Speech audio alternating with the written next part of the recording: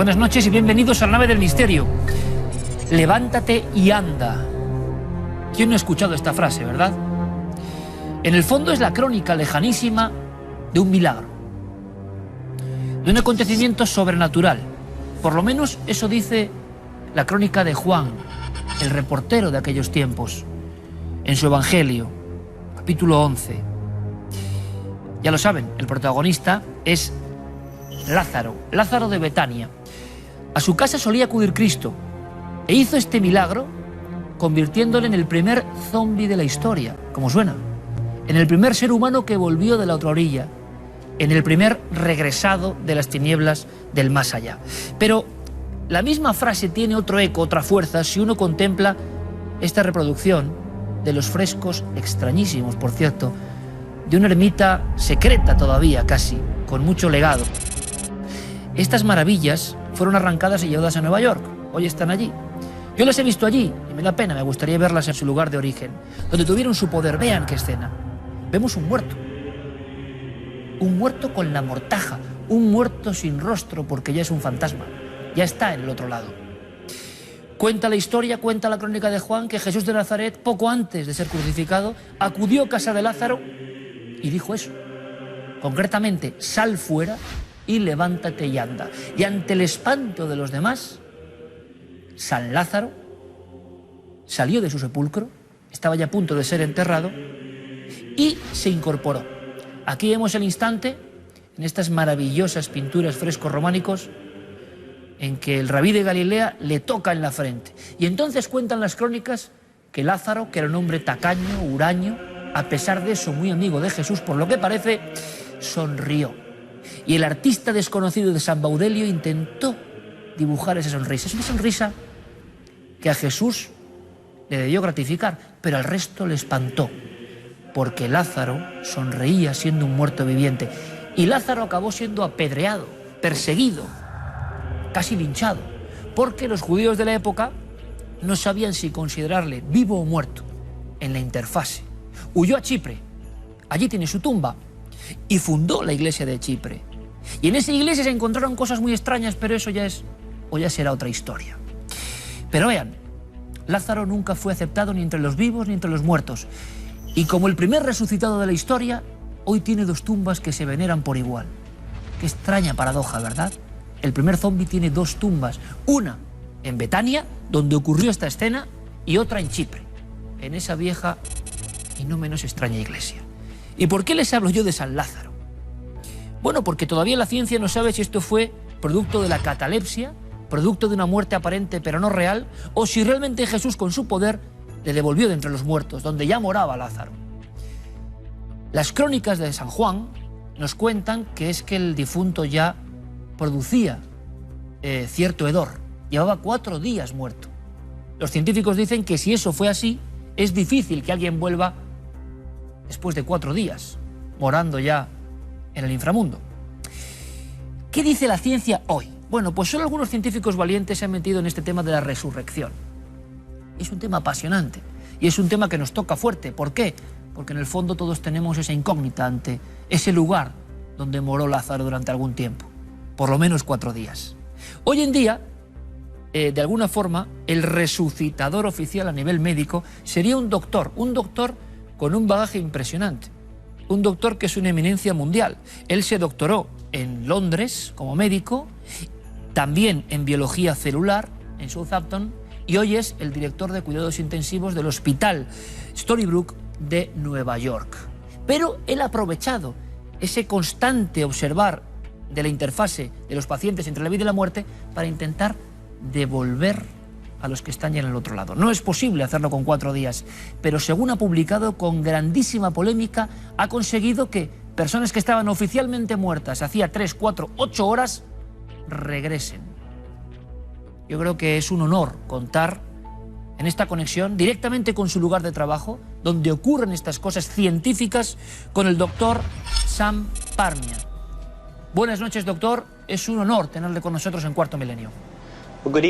Buenas noches, Iker. Vamos a ver, lo primero, lo que se pregunta a toda nuestra audiencia, lo que ha causado tal revuelo. ¿Qué nos puede aportar? ¿Qué nos puede contar de ese último trabajo, de esa tesis, donde usted habla de nuevas pruebas y de resucitación? Lo más importante que creo que deberíamos remarcar es que aunque la mayor parte de la gente tiene una idea bastante clara de lo que es la vida y la muerte, y aunque se piense que una vez que se ha fallecido ya no se puede regresar por definición, ahora empezamos a comprender, a través de diferentes descubrimientos científicos, que podemos invertir el proceso de la muerte una vez que se haya producido.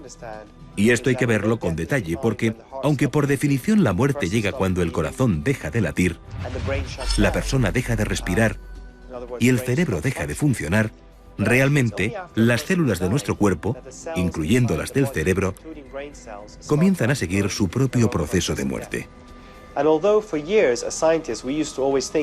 Y aunque durante años los científicos solíamos pensar que solo teníamos 4 o 5 minutos de vida sin oxigenación antes de que se produjeran daños cerebrales, ahora sabemos que las células cerebrales pueden mantenerse viables hasta casi 8 horas después de que el individuo haya fallecido.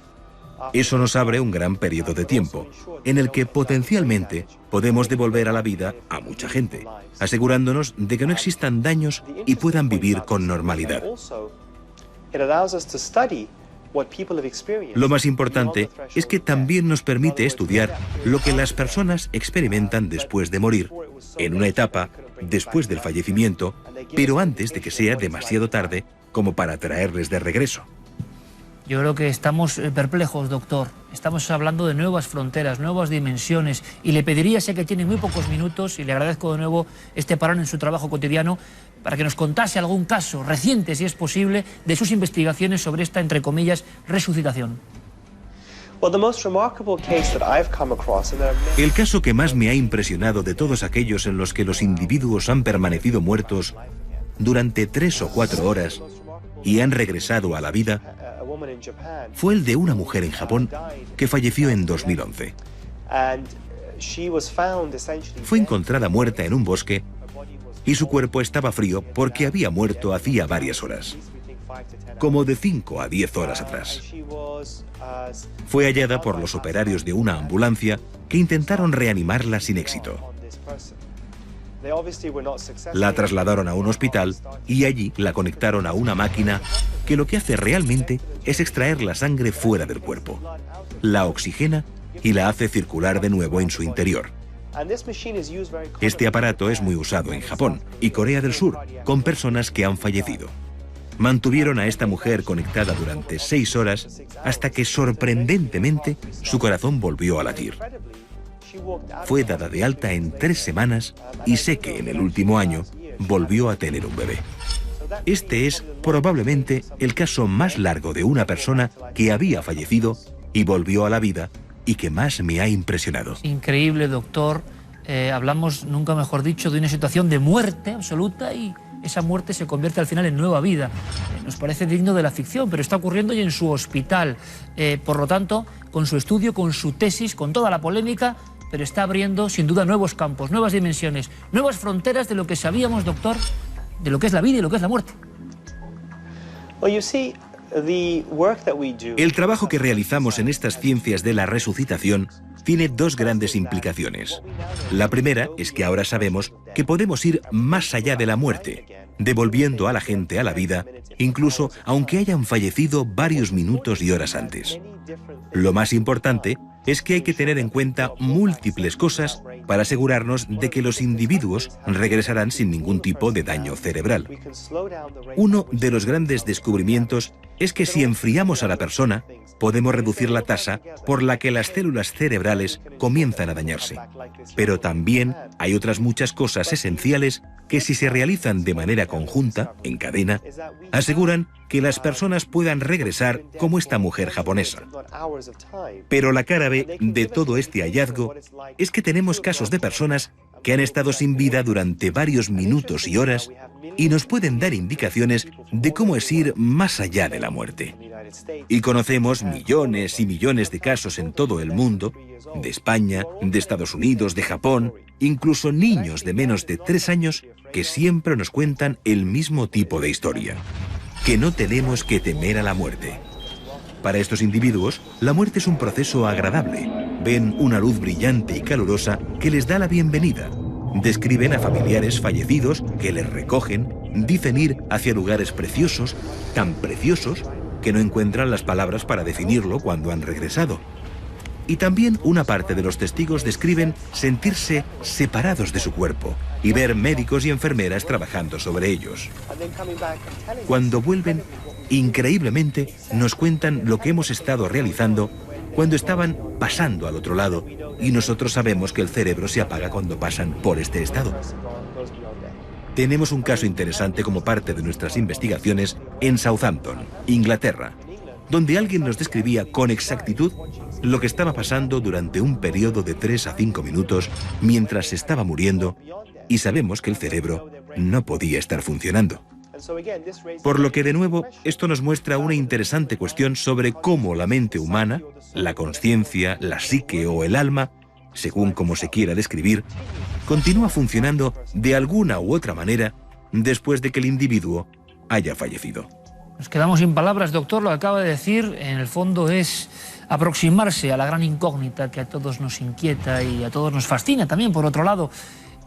Hospital Stone de Nueva York, a estas mismas horas, en este mismo y preciso instante, usted sigue trabajando. Muchísimas gracias, doctor Sam Parnia, por estos minutos para España, para Cuarto Milenio, porque creo que habrán sorprendido y quizá hayan dado algo de esperanza. La ciencia está trabajando en esta vieja historia que empezábamos con Lázaro. Buenas noches y un abrazo, doctor. Muchas gracias. Ha sido un placer. En fin, es evidente. Sigue el trabajo, sigue la investigación, siguen los experimentos. Y esto no es cuestión de hablar de Frankenstein, sino de doctores que con esa máquina, de la que quizá un día hablemos, que está en España también, la ECMO, que se empleaba para otras cosas, casi como corazón artificial, ahora está surgiendo esta posibilidad de, entre el enfriamiento y la acción de esa oxigenación de la sangre, que el cuerpo vuelva a tener una segunda fascinante y extrañísima oportunidad. En el fondo no estamos hablando quizá de lo que le pasó a Lázaro. ¿Y cómo vuelve la gente que ha estado en ese límite? Bien, lo que tenemos ahora, y esto ya ha sido suficientemente impactante, estarán conmigo, y yo agradezco lo de siempre, ¿no? Eminencias científicas son las que están a este nivel, sin ningún temor. En Estados Unidos sin ningún temor, trabajando sobre esto, sin ningún miedo a que identifiquen su labor científica con lo extraordinario, lo ocultista, no tiene nada que ver. Estas personas quizá encuentren, y ojalá lo vivamos, algo importante en ese punto que une la vida y la muerte. Pero se trae, más allá del fenómeno, se trae algo interesante, luminoso, esperanzador, el que ha estado en ese umbral, cambia su vida.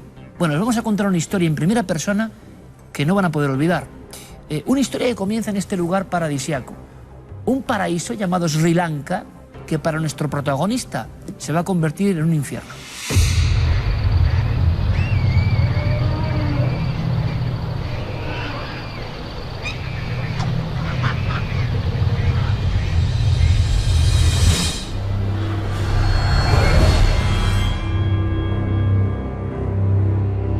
Vamos a vivir una experiencia en el límite. Nos acompaña en este entorno tan especial un gran amigo, todo un maestro del estudio del orientalismo, introductor del yoga en España, Ramiro Calle. Hola, ¿qué tal? Bienvenido como siempre. Muchas gracias. Y bienvenido en una experiencia durísima, durísima, pero también transformadora. Yo simplemente quiero leerles su libro En el límite, editado ya hace un par de años. He estado toda la noche leyendo, sin parar, y Ramiro tiene una experiencia de volver de ese otro lado, que nos va a contar.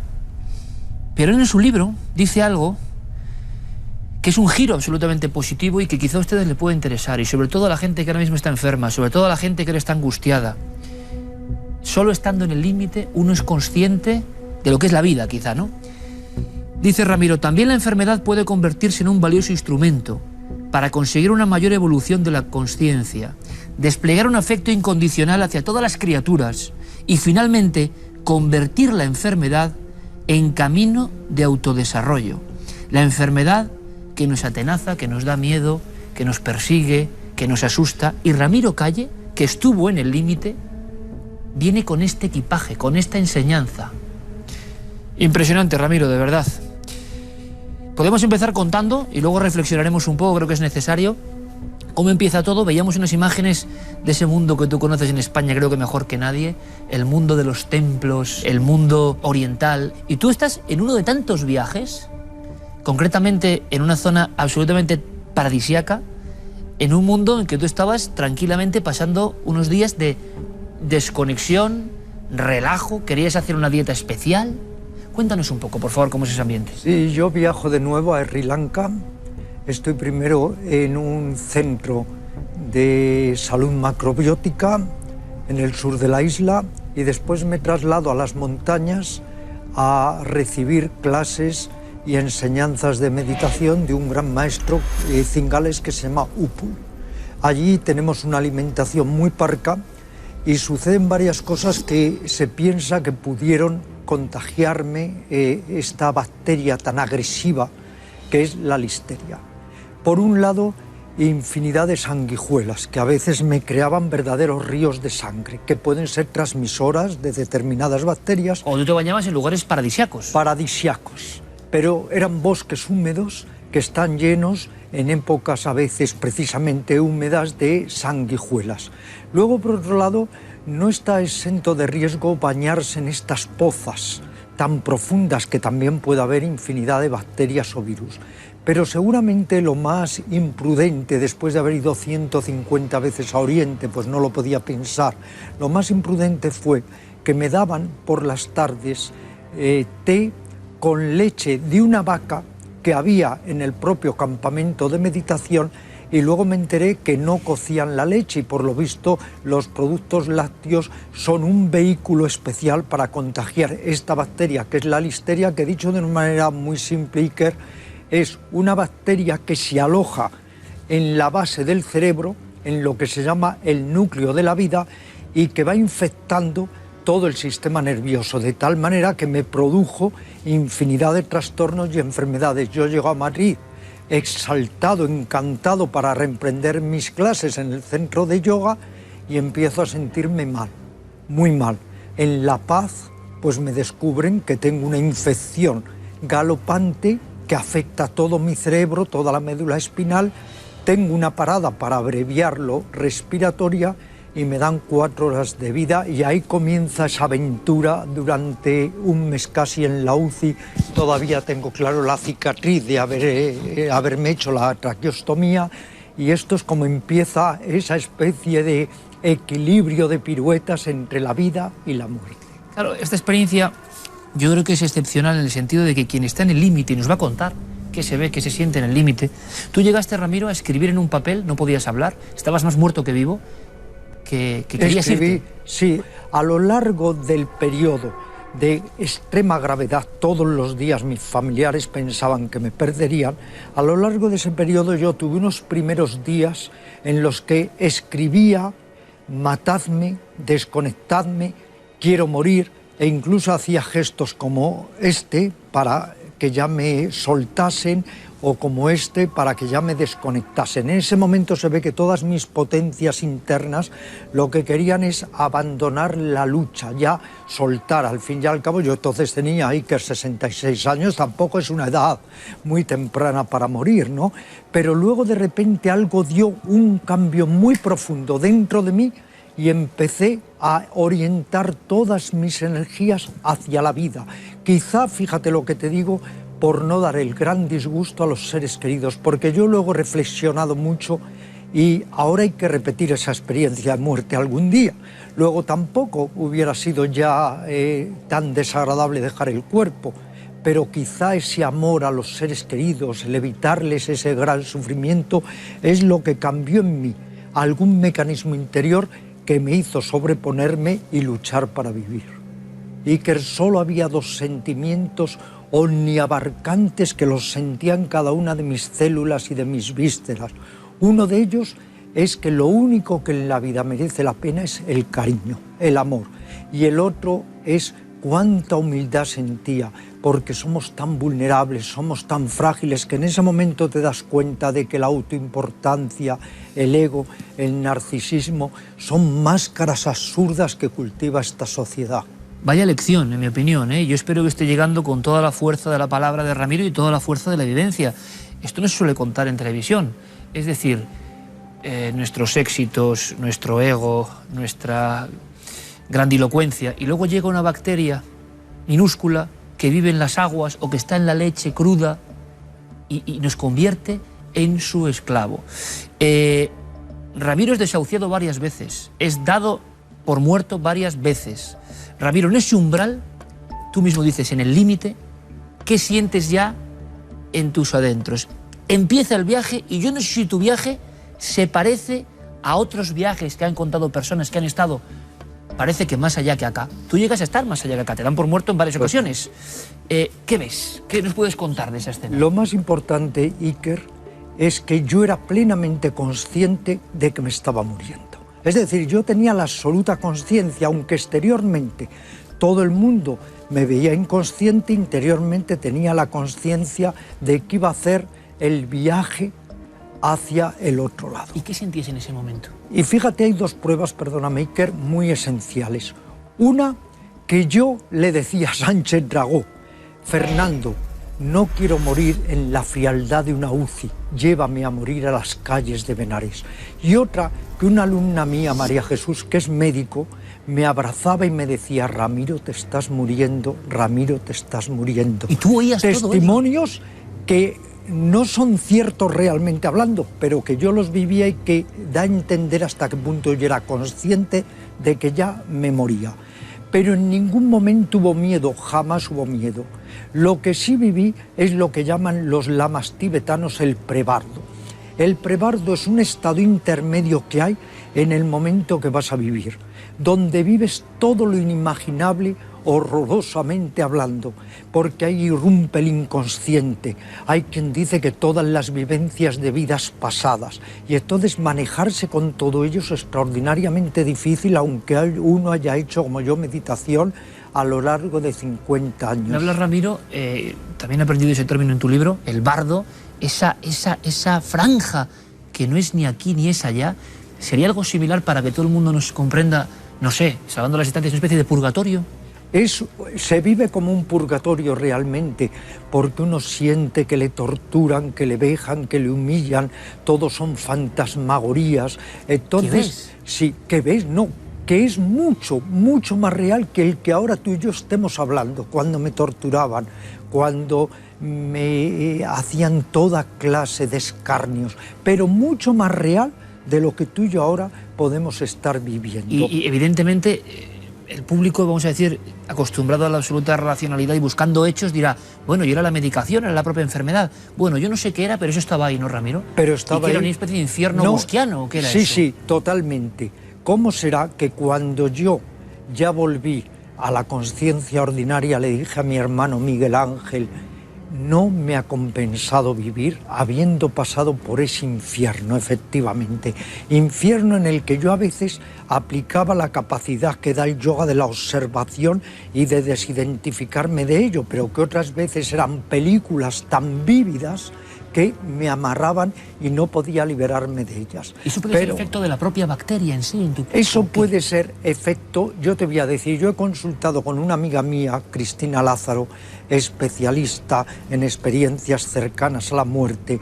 Ella dice que, claro, hay muchas hipótesis, desde que uno desciende a los inframundos hasta que uno vive vivencias de existencias anteriores, hasta que uno tiene que vérselas con sus mecanismos del inconsciente. Y ella dice que, de acuerdo a lo que ella ha estudiado, cuanto una persona más ha meditado, más luego se enfrenta a estas experiencias que son como un reto, un desafío para precisamente poder superarlas. Pero es curiosísimo, Ramiro, y esto me pone los pelos de punta, porque en el fondo estás contando el viaje que los propios egipcios hacían hacia el más allá y se enfrentaban a ciertos retos. Casi lo vemos con nuestra visión de como un videojuego, ¿no? El alma del faraón, pero enfrentándose a los monstruos, enfrentándose para salir más potenciado y buscar realmente el más allá. Y hay un momento en esa experiencia, Ramiro, que desde luego yo recomiendo tu libro, que son muchos días, es un diario, bueno, yo lo tengo no subrayado, y bueno, la gente ya conoce mi obsesión por las cosas, pero es que es día a día, recordando toda la vivencia, cuando vuelves a tener esa conciencia, y es un instante, quizás no sé si en ese cambio, que tú ya no quieres morir, quieres regresar, observas el sufrimiento de tu gente y quieres volver, cuando de pronto sientes también, describes una enorme paz, ¿no? De pronto todas esas fantasmagorías pasan y no sé si es otro estado o ya sí, es el límite. He hablado con otras personas interesadas en el tema y que han investigado, y algunas me han dicho que ese era el momento real en el que ya me moría, pero que luego volví. El momento real en el que yo me moría, yo me encuentro suspendido entre nubes, en relajación muy profunda, invadido por una gran serenidad, pero lo que me llama la atención, y en ese momento, fíjate, Iker, lo intelectualizo y lo racionalizo, lo que me llama la atención es que es una serenidad, pero no vital, no una serenidad en la que yo experimente júbilo, como otras veces en meditación, sino una serenidad un poco lánguida, pero efectivamente gran serenidad. Y ahí estoy suspendido durante días e incluso racionalizo. ¿Me quedaré así siempre? ¿Será esto el otro lado? Estás en esa paz, en esa... y es curiosísimo porque tenemos aquí, y esto no está... aquellas declaraciones de un doctor que salió en la portada de Newsweek el año pasado, octubre del 2012, hablando él de que el cielo era real. Bueno, describiendo una escena entre nubes que se parece a lo que describe Ramiro Calle. ¿Cómo se vuelve, Ramiro? ¿Qué pasa? ¿Qué acontece? Porque quizá esos instantes en que tú estás ya en ese umbral es cuando precisamente te han diagnosticado la marcha irreversible, un estado del que ya no se vuelve, pero tú regresas y recuerdas algo como recuerdan otros testigos de algún tipo de mensaje, de ser...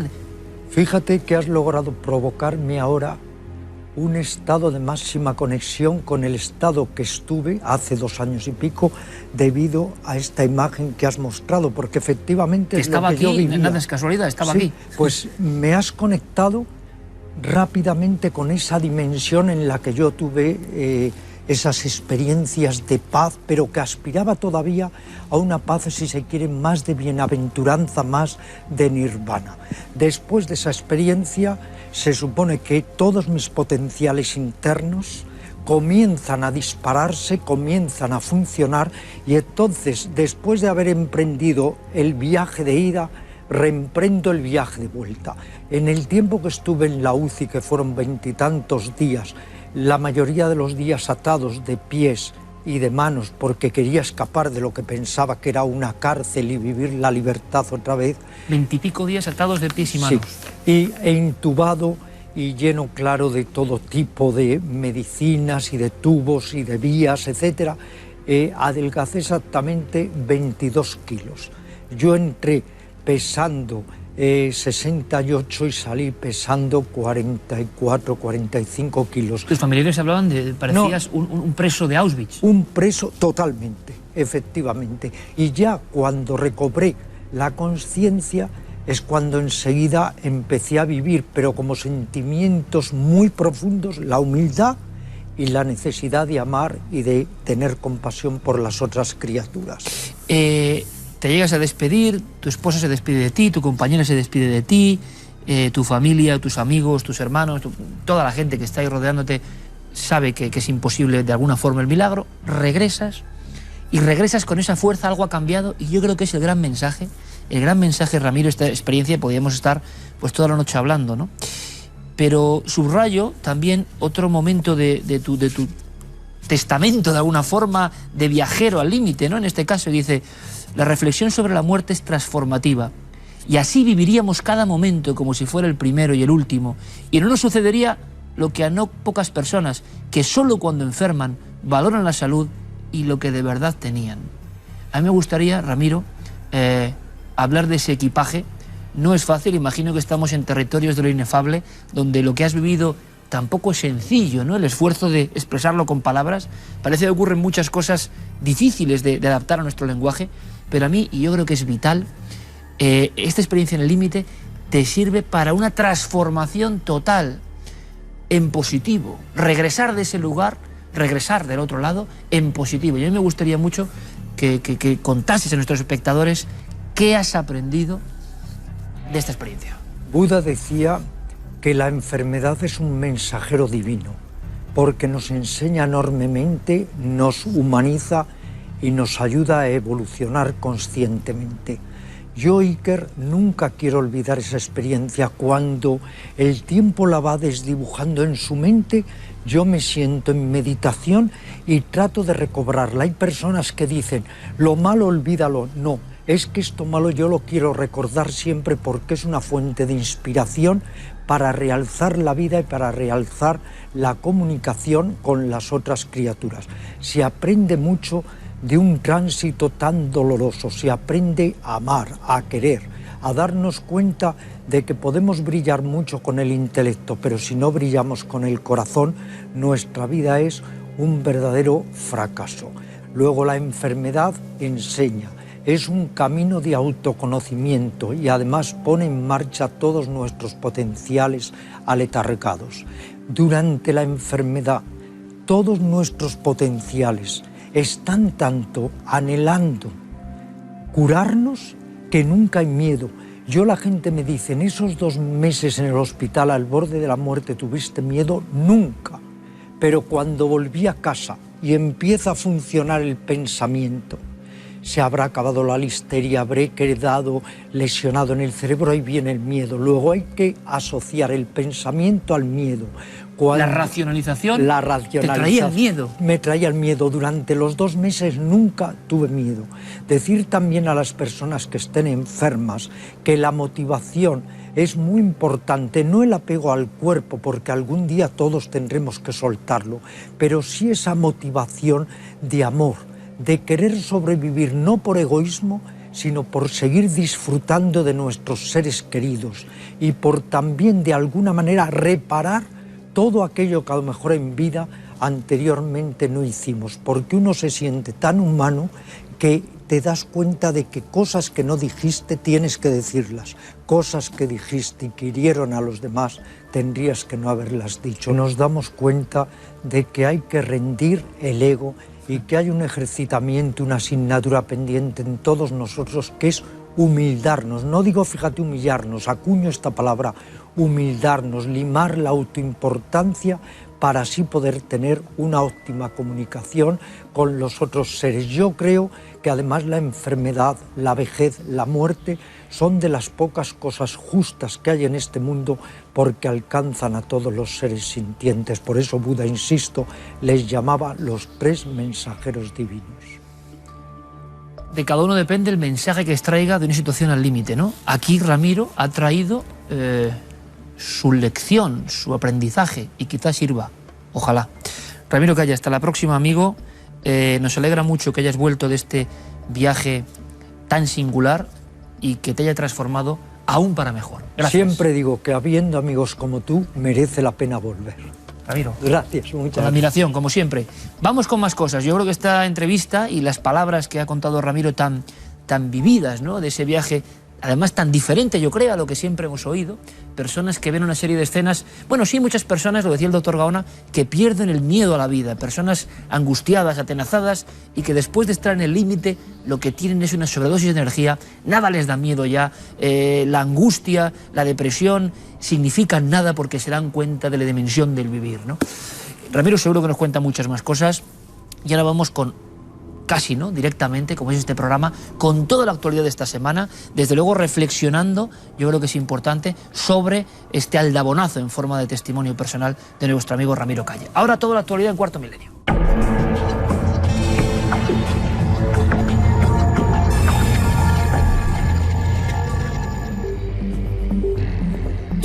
El ser humano busca experiencias cumbre, como esta que nos ha contado Ramiro Calle, para su transformación.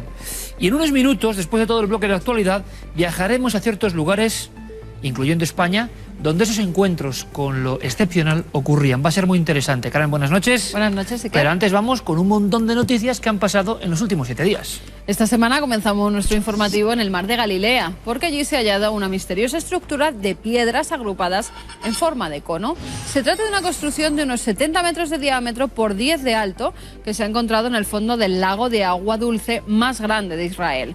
Varios buzos se sumergieron para ver de qué se trataba y determinaron que está formada por adoquines de basalto y piedras sin labrar dispuestas una encima de la otra. Las imágenes muestran que la planta es circular y que pesa alrededor de 60.000 toneladas dudas y el equipo de investigación cree que la estructura no es natural, por lo que concluyen que fue hecha por el hombre.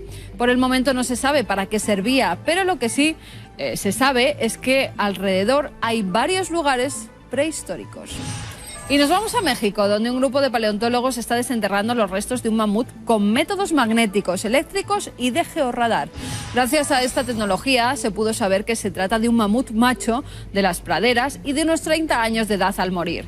Se cree que pereció a causa de una erupción volcánica que se produjo hace 10 o 12.000 años. Por el momento, durante las excavaciones se ha hallado parte del cráneo, una rama mandibular, así como algunas costillas y vértebras del mamífero, aunque aún falta por encontrar un 30% de los huesos.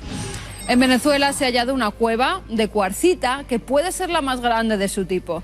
Según los espeleólogos que se introdujeron por primera vez en ella, es como si hace millones de años Dios hubiese tomado plastilina de colores y la hubiese amasado en este lugar.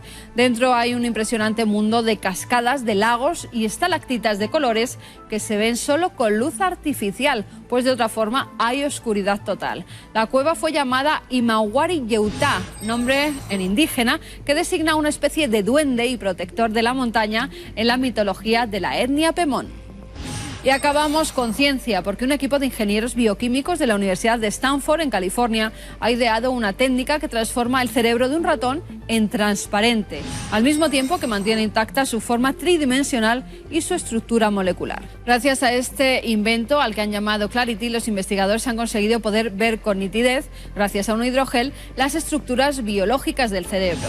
Según los autores, este nuevo avance permitirá desentrañar los misterios ocultos de este órgano, ver las transformaciones que sufre cuando aparecen enfermedades como el Parkinson o el autismo. Además, permite obtener imágenes a gran escala del interior del órgano y viajar virtualmente a través de él. Hasta la fecha, la única manera de analizar este órgano era cortándolo en láminas ultrafinas para examinarlas después por separado al microscopio. Es increíble, estamos viviendo de alguna forma un sinfín de cosas propias de la ciencia ficción. El cerebro ya no en esas lonchas que tanto impresionan, sino casi como un camino virtual, como un lugar donde introducirnos. Habrá que hacer una noche del cerebro, evidentemente, sabiendo todo lo que está pasando en los últimos tiempos, que es muchísimo y que toca directamente con la fantasía, con lo extraordinario. Para extraordinario, ustedes ya lo saben, y real, lo que viene a continuación, Mundo Insólito.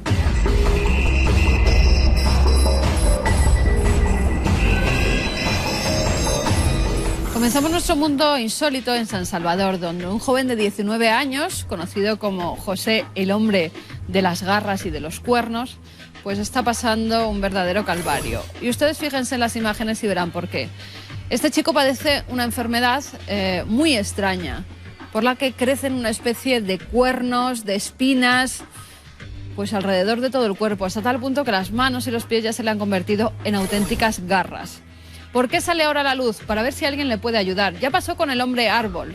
Al final pudo ser operado. Pero este chico de San Salvador es muy humilde, viene de una familia muy pobre y no pueden acudir a un médico. Por eso se muestran estas imágenes, para ver si en algún sitio puede tener una cura. Y nos vamos hasta Maine, donde había una auténtica leyenda porque algunos aseguraban ver en uno de sus bosques a un extraño ser que merodeaba por allí. Se habló de todo, que si era un espectro, que si era el Yeti, bueno, todo tipo de cosas. Y en realidad lo que es un hombre que decidió dejar la ciudad e irse a vivir al bosque. Llevaba 27 años sin contacto con ningún otro ser humano. Lo cierto es que había pequeños robos de comida, de pequeños utensilios, y decidieron poner unas cámaras de seguridad. Y le pillaron infraganti. Ya no es un ser mítico, ahora es un hombre de carne y hueso. Y acabamos con lo que va a ser el más grande parque jurásico de la historia. Un magnate australiano, multimillonario. ¿Cuál ha sido su última locura? Pues crear un lugar donde réplicas de varios dinosaurios van a estar por allí gruñendo e incluso andando muchos de ellos. Tienen 20 metros de alto, algunos llegan a pesar varias toneladas, y todo porque le hacía ilusión, porque estaba enamorado de estos animales y ha decidido gastarse casi 800 millones de dólares en crear su propio parque temático de dinosaurios. Y ahora vamos de inmediato con algo que casi se ha convertido en una sección, porque ustedes, se lo agradezco, y tienen las vías de contacto, están enviándonos un montón de material gráfico, de fotografías, de imágenes, de animales desconocidos, de animales que les parecen extraños, casi es un poco criptozoología, ¿no? Pero en esta ocasión, esta semana, por desgracia, son animales muy pequeños, pero muy peligrosos.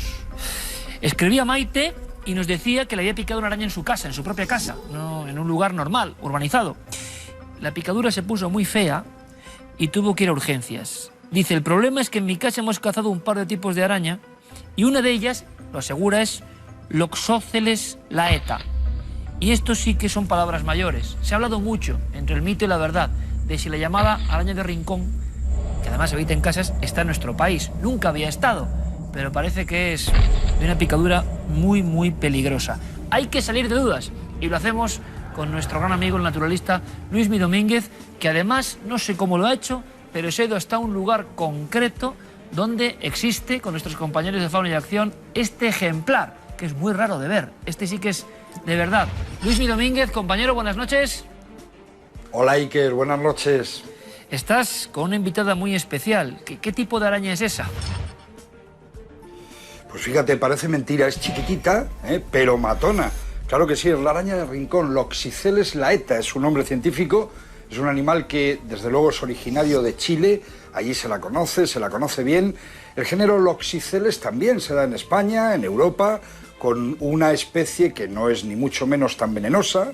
Es un animal tranquilo, se le llama araña de rincón precisamente porque vive en las casas, en las grietas, donde hay humedad, y solamente va a morder a alguien, va a picar, en este caso, como se dice vulgarmente. No olvidemos que los arácnidos no tienen aguijón, pero sí va a inocular con sus quelíceros un veneno muy peligroso cuando se la molesta. Yo la tengo aquí en un vasito y no me atrevo a jugar con ella, sin duda, por muy pequeñita que os parezca. Mira que Luismi está acostumbrado a tocar animales, pero hay una especial prevención, como si fuera algo muy peligroso, ¿no? Luismi, con esta araña, claro, esto alarma un poco. Si vemos una de estas, ¿qué tenemos que hacer? Pues con mucha tranquilidad, como con todos los arácnidos. Sé que tienen mala fama. En España tenemos, bueno, la araña lobo, tenemos sin duda una versión de la viuda negra europea, animales que merecen nuestro respeto. Es verdad que pueden ocasionarnos serios problemas, pero solamente si les molestamos. Desde luego, si alguien se ha visto afectado por este animal, por la araña de rincón, por cierto, un animal, ya digo, chileno, ¿qué pinta aquí? ¿Por qué está aquí? Inmediatamente debe poner hielo, mucho frío en esa herida y acudir inmediatamente a un hospital. Claro, Luismi, pero es eso, ¿por qué está aquí? ¿Qué pinta la araña de rincón, si es así, en nuestro país? En el año 2005 yo ya empecé a tener referencias, datos de que este animal, la araña de rincón, pues aparecía en Canarias, apareció en Alicante, toda la costa levantina tuvo algún ejemplo, algún caso de apariciones de este arácnido. Arácnido, ya decimos, originario de Chile. Se cree que vino en barco, a través de las mercancías. Es sin duda una especie invasora que puede provocar muchos más problemas que los derivados de un encuentro fortuito y triste, afortunadamente no del todo, como el que Maite nos ha recordado. Las especies invasoras son un grave problema y, desde luego, la araña de rincón es una embajadora que ya nos avisa que no estamos haciendo las cosas bien en ese sentido. Es un poco el eterno mensaje, Luismi, pero esto impresiona porque uno tampoco se puede distinguir muy bien de una araña cotidiana, ¿no? Es muy pequeña, con ese color parduzco. En fin, ojalá sea un caso aisladísimo. Seguiremos comentando historias de esta fauna misteriosa y a veces peligrosa. Luis Miguel Domínguez, gracias por enseñarnos además gráficamente este ejemplar. Un abrazo y, cómo no, también cariñito para las arañas, por muy mala pinta y fama que éstas tengan. Sí, lo cierto es que se hacen respetar. Además, cuenta la leyenda que la araña de rincón siempre se pone de una forma como a la defensiva, ¿no? Por lo menos avisa. Ahora, claro, si por error uno la toca, está cambiando el mundo y la globalización de los animales es un hecho. Si usted tiene una fotografía, una imagen, no sabe, hace poco nos enviaron unas muy raras de unos esqueletos encontrados. Bueno, esta es su sección, de alguna forma, hecha espontáneamente, porque a raíz de cada información suya seguimos investigando y seguimos aprendiendo de cosas que pasan en nuestro propio territorio. Ahora, para seguir con la eterna cara de asombro, no falta más que abrir la cara oculta. Redacción de Cuarto Milenio. Santi, buenas noches. Buenas noches, Iker. ¿Por qué hablamos precisamente ahora de espionaje? De un espionaje no muy conocido. Espionaje privado, porque todos conocemos, al menos lo hemos visto en las películas, en la literatura, pues las grandes agencias de inteligencia, la CIA, el KGB, el Mossad, pero ¿y si las empresas privadas o los partidos políticos o otro tipo de instituciones que no tienen derecho a acceder a esos servicios de inteligencia desean conocer cosas, desean beneficiarse de las actividades de lo que sería una agencia de espionaje? Pues existen agencias de espionaje privadas. La verdad es que en los últimos días, pues el espionaje a jugadores del Barcelona como Gerard Piqué y su pareja, la cantante Shakira, a políticos de diversas autonomías, etcétera, etcétera, pues ha puesto sobre el tapete la existencia de estas empresas que dan un servicio a cambio de un precio muy parecido al que dan los servicios de inteligencia oficiales. Y no es un fenómeno actual, nos hemos enterado, como suele pasar, por un acontecimiento que puede sonar más o menos frívolo o más o menos preocupante, pero resulta que si excavamos un poco en la historia, Santi, nos encontramos que estas agencias privadas de inteligencia, no compañías de detectives o algo parecido, sino agencias de inteligencia, están operando hace mucho, mucho tiempo. Pues sí, de hecho, fíjate, en la Guerra Civil norteamericana, Abraham Lincoln tuvo que recurrir a la agencia de detectives Pinkerton y utilizarla como su servicio de inteligencia para espiar a sus enemigos del sur. Pero en fechas mucho más recientes, en la Segunda Guerra Mundial y principios de la Guerra Fría, funcionaba una organización privada que tenía el curioso nombre de El Charco, que ni más ni menos que se dedicaba a suministrar información a los mismísimos gobiernos norteamericanos y británicos. Por ejemplo, cosas históricas como la matanza de Katyn, pues se supieron gracias a las actividades de estos espías subcontratados.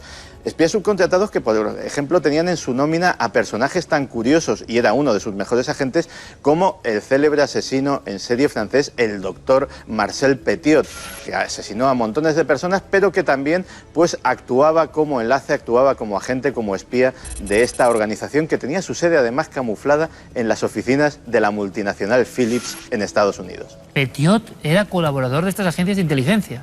Sí, y de hecho él precisamente se cubría, intentó cubrir sus asesinatos con sus relaciones con la resistencia francesa, diciendo que en realidad sus víctimas eran confidentes nazis, pero realmente pues se demostró, y así por eso fue ejecutado, que era un simple asesino en serie, pero que efectivamente obtenía información interesante para este tipo de empresas. Cosas veredes, ¿no?, que decía aquel. Sigamos sorprendiéndonos porque hemos sabido en los últimos tiempos que grandes inteligencias, marcas, ¿no?, de los servicios de inteligencia como la CIA, de alguna manera, no es que directamente ellos tengan una operación e investiguen directamente, sino que también en esto hay extrañas subcontratas. Sí, de hecho, los expertos estiman que el 60% de los servicios de, por ejemplo, la CIA, pero podríamos extrapolarlo a cualquier otro servicio de inteligencia, se subcontratan fuera. Se subcontratan fuera a veces por simple comodidad o por simple rendimiento económico, porque son tareas menores, o a veces también porque conviene que personas que no estén vinculadas o que no estén controladas por los poderes legislativos o por el gobierno de los diferentes países realicen ese tipo de labores que pueden llegar a ser a veces muy sórdidas. Por ejemplo, se cree que los interrogatorios ilegales que puede llevar a cabo la CIA en lugares de conflicto o sobre sospechosos de estar vinculados con el terrorismo internacional pueden ser llevados precisamente para evitar responsabilidades por empleados de este tipo de empresas. Y recientísimamente, en los últimos días, salía otro gran paquete de esa historia que tendremos que volver a tocar en la cara oculta, seguramente, que se había adormecido a nivel de popularidad, como era Wikileaks. De repente, nuevo, como digo, envío de información OVNI, que comentaremos antes, si te parece, claro que sí. Muy curiosa, cables diplomáticos de OVNIs en Marruecos, OVNIs en África, pero lo que interesa ahora, y es que Wikileaks también hablaba de este tipo de agencias de inteligencia paralelas. Pues sí, en febrero de 2012 hizo públicos ni más ni menos que 5 millones de correos electrónicos que le había facilitado la organización Anonymous de posiblemente la más famosa de estas empresas, una empresa norteamericana llamada Stratfor, que los expertos la denominan la CIA en la sombra, y en los cuales se detallaban pues todo tipo de maniobras, todo tipo de actividades de estas empresas, desde vigilancia a políticos de diferentes países, entre ellos españoles, hasta, por ejemplo, recomendaciones sobre cómo mantener el control sobre sus informantes a través del dinero, a través del sexo, a través de la manipulación psicológica, de la extorsión o del chantaje. Con lo cual vemos que, salvo el propósito, el funcionamiento de las agencias de información privadas y de las públicas viene a ser muy parecido. Hemos sabido, o se puede comentar, Santi, en esos cables de Wikileaks, si había altos mandatarios españoles y quiénes son. De hecho, había una... Los cables en cuestión, los correos electrónicos, hacen referencia a un periodo de tiempo muy concreto y, por ejemplo, efectivamente, los empleados de Stratford al presidente José María Aznar le hicieron un seguimiento absolutamente exhaustivo con análisis de su comportamiento, de sus palabras, de sus hábitos, etcétera, etcétera, que hacían llegar a sus clientes, que estaban interesados, lógicamente, en saber todo lo posible para influir o para tener intervención en la política y el mercado español. Una realidad que se aproxima o que deja en agua de borrajas, con juego de niños, lo que nos cuentan las películas de James Bond, poco menos. En fin, todo es más extraño de lo que parece. Como siempre nos cuenta este fragmento oscuro, pero hay que conocer, de la realidad, nuestro compañero Santiago Camacho. Hasta dentro de 7 días, amigo. Hasta la semana que viene. Vamos a hacer una cosa. Vamos a variar rápidamente el rumbo y vamos a viajar a una ciudad. Hemos elegido una. Es muy interesante, son casos de verdad que tienen que conocer. Algunos tienen lugar en teatros, hay testigos, hablamos de fenómenos que parecen sobrenaturales, yo no sé qué son, pero hay algo más importante, y verán, hemos elegido Motril, como podemos elegir cualquier cosa. Dicen que sacó muchos libros, yo no sé si eso es bueno o malo, son libros muchas veces inencontrables, o sea, esto es inencontrable, esto se editó en 1974 y 1975. ¿Y por qué lo traigo aquí? Verán, esta es la guía secreta de Granada, o otro ejemplo, hay en mi librería hay como 35 o 38, que son las que se hicieron por provincias, la guía secreta de Valladolid. Esto es muy interesante, porque resulta que en Motril, en Vitoria, por ejemplo, con nuestro amigo Enrique Chazarra, y en otros puntos, está ocurriendo algo que a mí me parece, bueno, pues realmente fascinante y realmente productivo, y también hay que decirlo, emocionante para el público local, el que está en esas ciudades.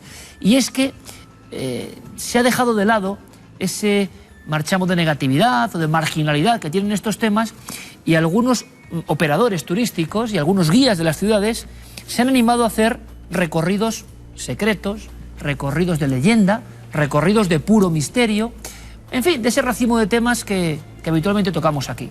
¿Y qué está pasando? Bueno, en Toledo, con nuestro amigo Luis Bausa, el profesor de la universidad, que son las rutas que más éxito tienen, que la gente quiere ver la otra historia. Como ahora nos contaba Santiago Camacho, la hacía en la sombra, pues quieren conocer las sombras y luces y misterios de su ciudad. Y esto, que ahora está reactivándose, y que yo intuyo, y sobre todo espero que algo hayamos tenido que ver en esa nueva concepción del misterio, que el misterio también es cultura, que el misterio te lleva a ver ciertas pinturas, ciertas leyendas, antropología, costumbres, que no solo son casos que dan mucho miedo, sino que es toda una forma de pensar y que es muy interesante, pues no es de ahora. Estos ejemplos de la mítica Alborac tuvieron mucho éxito. Tuvieron problemas también, porque en pleno franquismo había cosas que se contaban que, bueno, eran un poco especiales. Y un día, si les parece, es una idea, les contaré la historia de esta propia colección y de los muchísimos enigmas que estos viejos libros negros nos hicieron conocer. Y todavía en las viejas y entrañables librerías de viejo, igual ustedes pueden alcanzar alguna de estas joyas que ojalá se vuelvan a reeditar. Era la historia de cada ciudad desde otro punto de vista, lo que no sacaban las guías de turismo, pero como vemos, interesa. Bueno, pues Motril es uno de esos lugares. Los misterios urbanos están de moda. El revisitar calles, ciudades, templos, teatros y otros edificios con otra visión. Y a veces la visión se topa con casos tan escalofriantes como estos. Hay algo especial en la localidad granadina de Motril. En su término municipal se concentran muchos sucesos difíciles de explicar, y algunos de ellos se siguen produciendo hoy.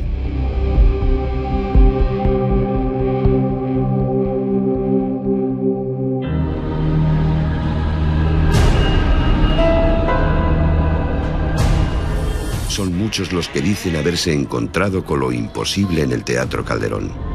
Aseguran que las luces de los camerinos se apagan solas, que se oyen pasos cuando no hay nadie en el recinto y que se aparece una niña vestida de blanco. efectivamente hay una dama blanca que corresponde a una niña, una adolescente que murió por una enfermedad y que era la hija de uno de los dueños del teatro. Se aparecía bastante, en bastantes ocasiones, incluso con espectadores. En el teatro siempre se tiene una sensación, no sé, incómoda, hay una vibración, sobre todo cuando está todo solitario.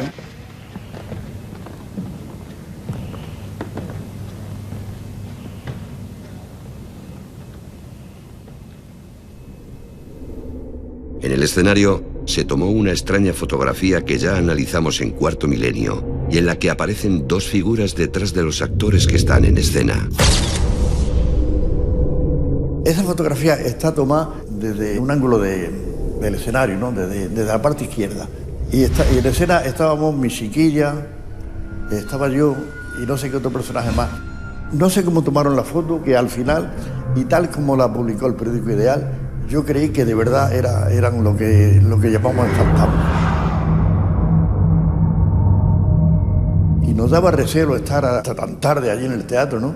Porque claro, estábamos nosotros a lo menos los del grupo, 5 o 6 del grupo, claro. El patio butaca estaba vacío, los palcos todos estaban tan vacíos y en los momentos en que terminaba a lo mejor algún diálogo y había ese intervalo de tiempo que nadie sonaba, que nadie hacía nada, pues daba un poquillo de estar allí, ¿no?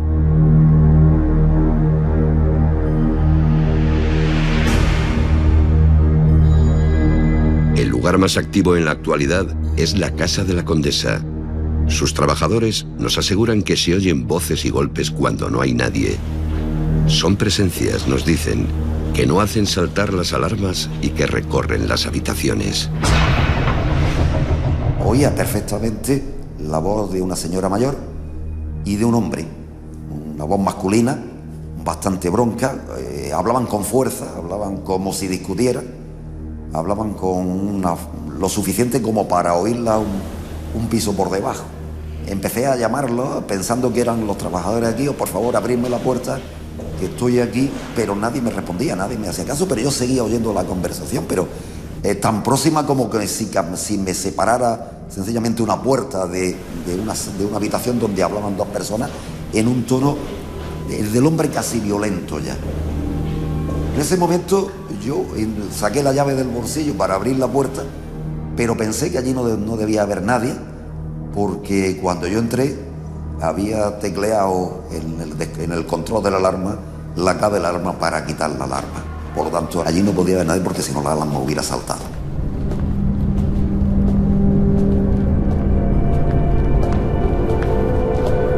Hace solo unos días, el conserje pudo ver cómo una de las cámaras de seguridad detectaba algo y a continuación vio como una sombra atravesaba la estancia. Digo, Eduardo, por favor, mira, que me parece que me se ha metido alguien ahí arriba y salta el muñequito y parece que como si hubiera alguien arriba y he cerrado todo y arriba lo de todo cerrado. Y total, corriendo se vino él. Estuvimos viendo en la pantalla, hacía lo mismo, subimos para arriba. Pues yo me quería llevar y se ha metido. Cogí hasta una barra de hierro que tengo ahí abajo, porque se había metido alguien por los patios o algo. Y entonces, pues, subimos los dos, empezamos a mirar los cuartos de baño, empezamos ahí, ya estoy, estaba todo cerrado, nos venimos para abajo, nos ponemos otra vez en la oficinilla y efectivamente otra vez empieza a saltar el muñequito y total, que una de las que salta el muñequito se ve una cosa caer del cielo, así del techo, y de pronto una sombra. La casa está construida sobre un enorme cementerio que en su momento no se pudo trasladar. Para los especialistas, la ubicación podría ser clave para entender los fenómenos.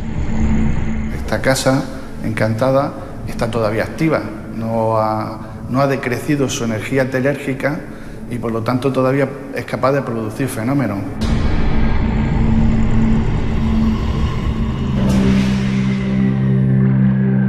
Dice la tradición popular que el lugar donde se inició la industria azucarera y hoy se erige la Casa de la Palma está encantado. En ese lugar parece ser que por un error, unos operarios que estaban limpiando una de las calderas cocción, pues alguien le dio a una palanquita, salió el vapor y se cocieron vivos varios trabajadores. En otro de los ingenios pues suele aparecerse el antiguo dueño, y así en casi todos ellos aparecen algún tipo de, vamos a llamar fantasma o espectros, que no sabemos exactamente. Los siglos han impregnado de misterio cada uno de los rincones de Motril, y aún hoy surgen voces que parecen querer decirnos algo desde el más allá.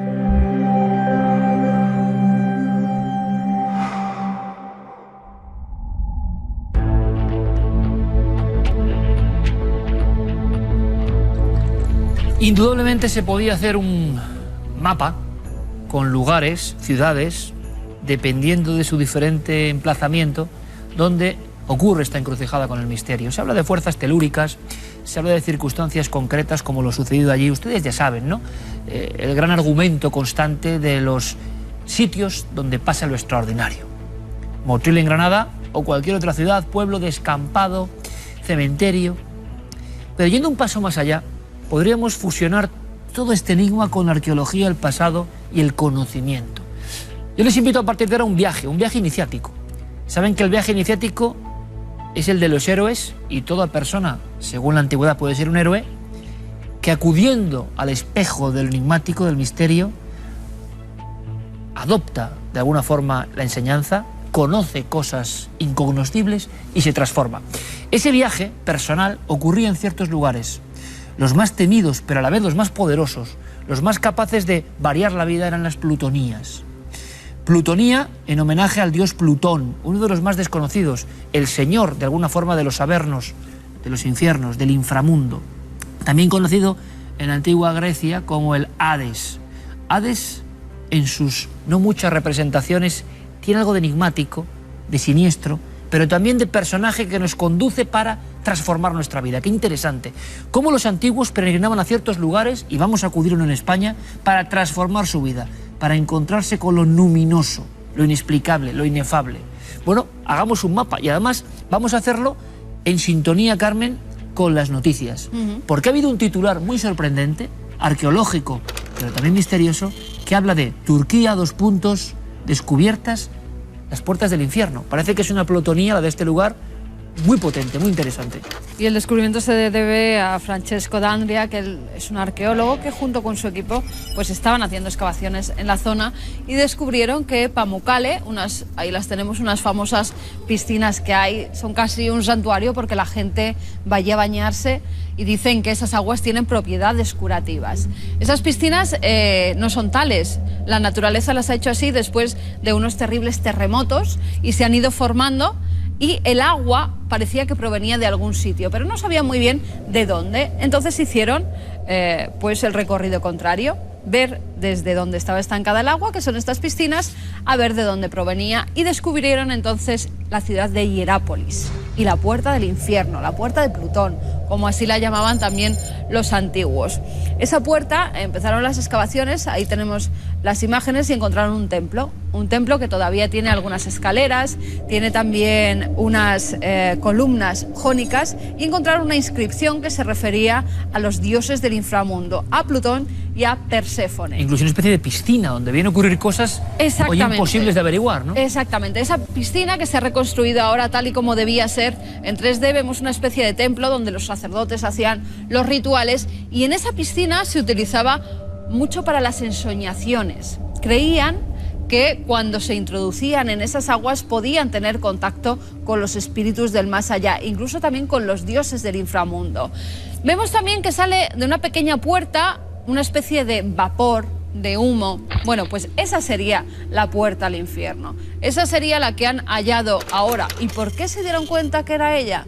Porque cuando estaban realizando las excavaciones, los propios arqueólogos decían, bueno, entran los animales y no salen, se mueren directamente, y comprobaron que había un gas de dióxido de carbono que salía de allí, y por eso los pequeños pajarillos y todo aquel animal que entraba pues moría casi al segundo. Es curioso porque en esas brumas tóxicas en ocasiones se producía el encuentro con el inframundo. La cuestión racional nos indica evidentemente, o nos hace ver que tenía que ser pues una cuestión casi de estado alterado de la conciencia provocado precisamente por esas emanaciones. Pero había algo más, había romería, había algunas que duraron siglos. Esta de Pamukkale hasta el siglo VI después de Cristo, que es como una eternidad desde su puesta en marcha, siguió funcionando. Y en cierto momento estos lugares se abandonaron porque dejó de habitar en ellos el poder o la creencia de que los dioses venían a vernos, que podía producirse ese encuentro, además con dioses, como verán, bastante siniestros en ocasiones. Era un lugar mágico, Iker, porque había verdaderas romerías, tanto de griegos como de romanos, que acudían allí ante un espectáculo que ellos no se podían creer. Tenían que ser los dioses los que hacían esas cosas, porque no podía ser humano. Los sacerdotes se colocaban junto a esta boca del infierno y con toros hacían que se introdujeran por la oquedad e inmediatamente empezaban a orar a los dioses y estos dioses se encargaban de matarlos. Era un sacrificio para ellos. Pero también a todos los peregrinos que iban y que se ponían alrededor les daban un pajarillo, un gorrioncillo. Y ellos mismos podían hacer la prueba. Fijaos el poder que tienen estos dioses del inframundo. Vosotros mismos los podéis comprobar. Y así metían el gorrión y este perecía. Había muchos lugares con estas emanaciones, pero solo unos pocos en el mundo, y está la cuestión, eran considerados puertas del infierno, accesos al Hades. Es decir, había miles ya conocidos por el propio Estrabón y otros primeros historiadores de toda nuestra era, lugares concretos donde esto pasaba, pero solo, repito, algunos eran considerados como templos del más allá. Eso de Iker, perdona, también les servía a los sacerdotes para hacer ver el poder que tenían los dioses y si se comportaban mal, si hacían malas acciones, lo que les iba a ocurrir, iban a acabar en el infierno ardiendo y muriendo, tal y como lo habían hecho esos pequeños pajarillos. Viajando a Italia, no muy lejos de Turquía de alguna forma, nos encontramos con estas laderas abrasadas del Vesubio. Hay una zona que es como un desierto quemado de alguna forma, que se llama la Solfatara, y eso acaba en los campos flegreos. Estos campos flegreos tienen una serie de cuevas, y hace no mucho tiempo también un equipo de arqueólogos italiano descubrió otra puerta del infierno, o dio origen arqueológico a un viejísimo mito. Una especie de construcción con ventanucos exactos para que saliesen las emanaciones y un acceso directo a este mundo de vapores fétidos y vapores tóxicos, donde además había una laguna interior que los arqueólogos no dudaron en asimilar con la laguna Estigia, el lugar que separaba las orillas de la vida y de la muerte. Se sabe que desde tiempo inmemorial allí se escenificaron ritos que, de verdad, pongámonos, como siempre digo, en la mentalidad de aquella época. Uno es un iniciado que baja las escalinatas de piedra solo en la oscuridad, quizá con una pequeña llama de candil, y se encuentra en la laguna Estigia y a una mujer con ciertos cánticos, capaz de resonar con toda esa increíble catedral de piedra. Esa mujer la pintó Miguel Ángel en la Capella Sistina, es la Sibila de Cumas, la sacerdotisa, la vidente, la augur más célebre de la antigüedad. Dicen que vivió como casi Matusalén durante siglos, es la leyenda que la acompaña, que había encontrado un secreto de la juventud en esa gruta de la que nunca salía, y si uno se postraba ante ella, podía contarle el futuro. Impresionante. Vean las construcciones, yo creo que son increíbles. Pasadizos enteros construidos con perfección para, de alguna forma, el refugio bajo tierra. Recuerden el nombre, por favor, la Sibila de Cumas, a la mismísima sombra del gigante Vesubio, del volcán. Un lugar de vida y muerte, de infierno y cielo. ¿Se imaginan por estos pasillos, por estas avenidas bajo tierra, ir al encuentro de las ensoñaciones y visiones del infierno? Bueno, pues hay más.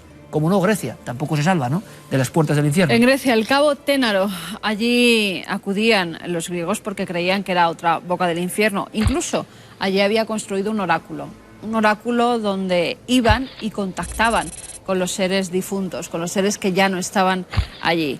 Esa boca del infierno también era el refugio de muchos criminales, porque sabían que las personas que los perseguían no iban a llegar nunca tan cerca, por temor a una de las bocas del infierno, con lo cual allí se hizo un verdadero pueblo de maleantes, porque se refugiaban precisamente ante el temor de los demás a acudir donde los demonios podían llevarte. Qué curioso.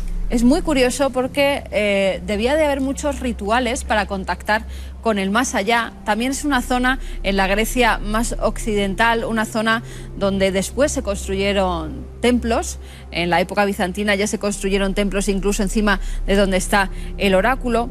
Y en ese monte, justo en el monte en el que estaba también el Hades, en el que muchos se asomaban y aseguraban ver los demonios. Era curioso porque quien se introducía en estas cuevas aseguraba que allí estaban las almas de los condenados y que ellos mismos los habían visto, con lo cual el temor crecía, el boca a boca se iba trasladando de unos a otros y la gente temía muchísimo, era una zona como maldita durante muchos siglos. Qué interesante, una especie de gueto de maleantes aprovechándose también del temor al enclave.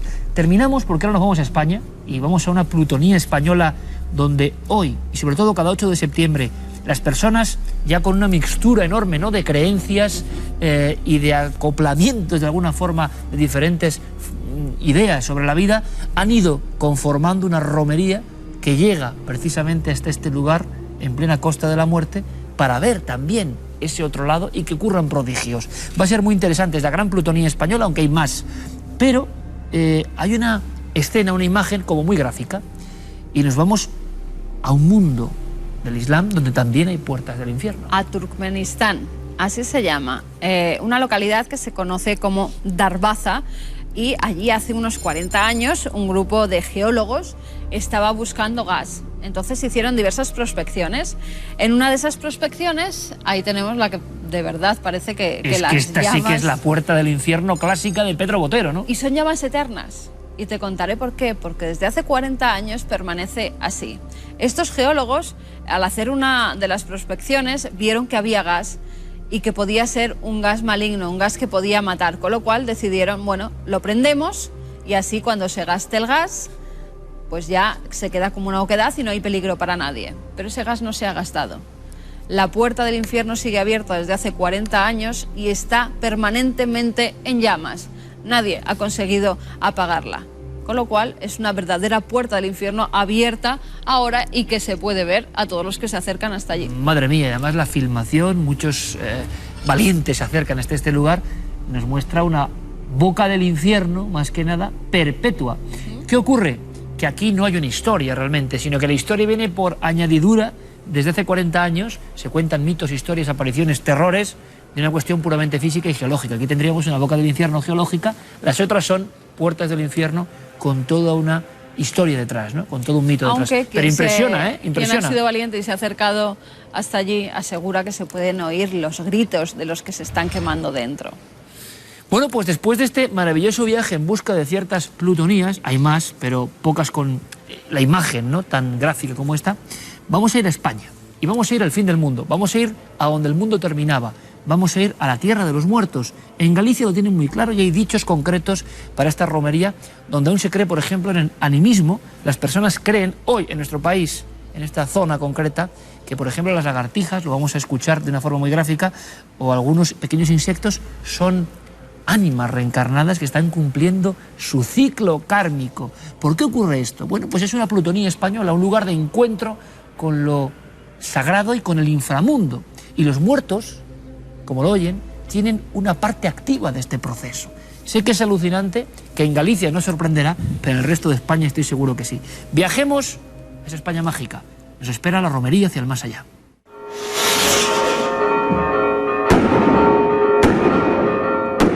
E que a San Andrés, o que non ven de vivo unha vez, ten que vir de morto 3. Si venías en romería por un difunto, había que llamarlo en el cementerio, ir a buscarlo al cementerio, llamarlo, vamos de romería a San Andrés. Para acompañarles hasta allí, se le deja al difunto un hueco en el automóvil o incluso se le compra un billete de autocar para que pueda acudir en el mismo autocar que los familiares hasta el santuario. Entonces, ¿dónde paraban? También decían, ven que vamos a parar aquí. Le ponían el plato de comida como si estuviera vivo.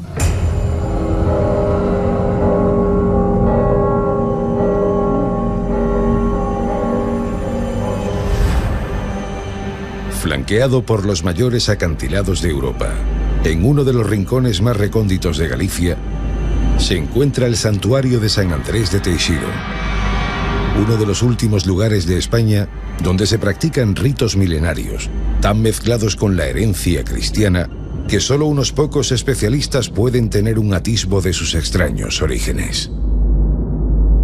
Son puntos de destinos de una peregrinación antiquísima que ni hoy sabemos colocar en el tiempo. Fundamentalmente está relacionado con la Vía Láctea y con la peregrinación y con la marcha de las almas al más allá. Que Andrés llega a esta zona, indicado por Dios, le dice que tiene que morar allí, que tiene que morar en San Andrés de Teixido. Y entonces Andrés se asusta.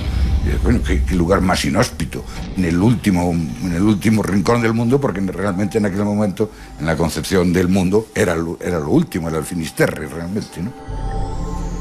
Y entonces Dios le dice, no te preocupes, Andrés, porque te van a venir a ver mucha gente y el que no venga de vivo vendrá de muerto.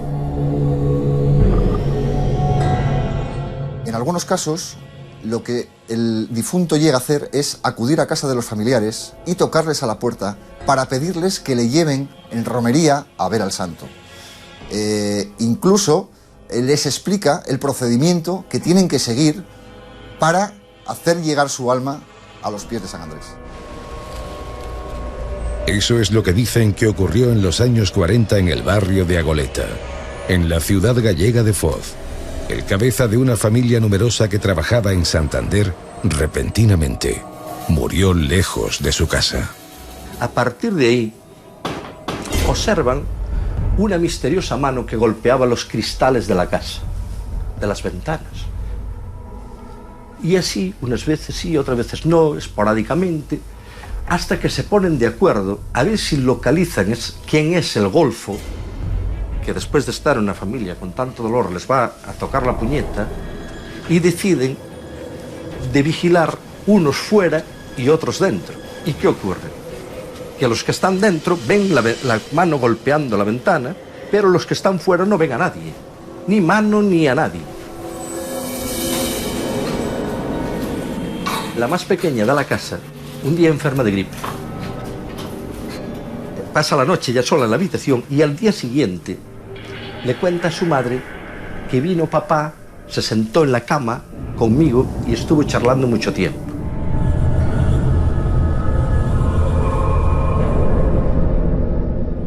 La madre le dice, es imposible, tu padre ha muerto, ya hace días que murió, tu padre ha muerto.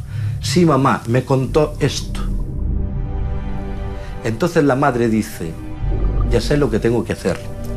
Y se fue al santuario de San Andrés de Teixido, hizo los pertinentes rezos que a ella le pareció y todo eso desapareció de su vida.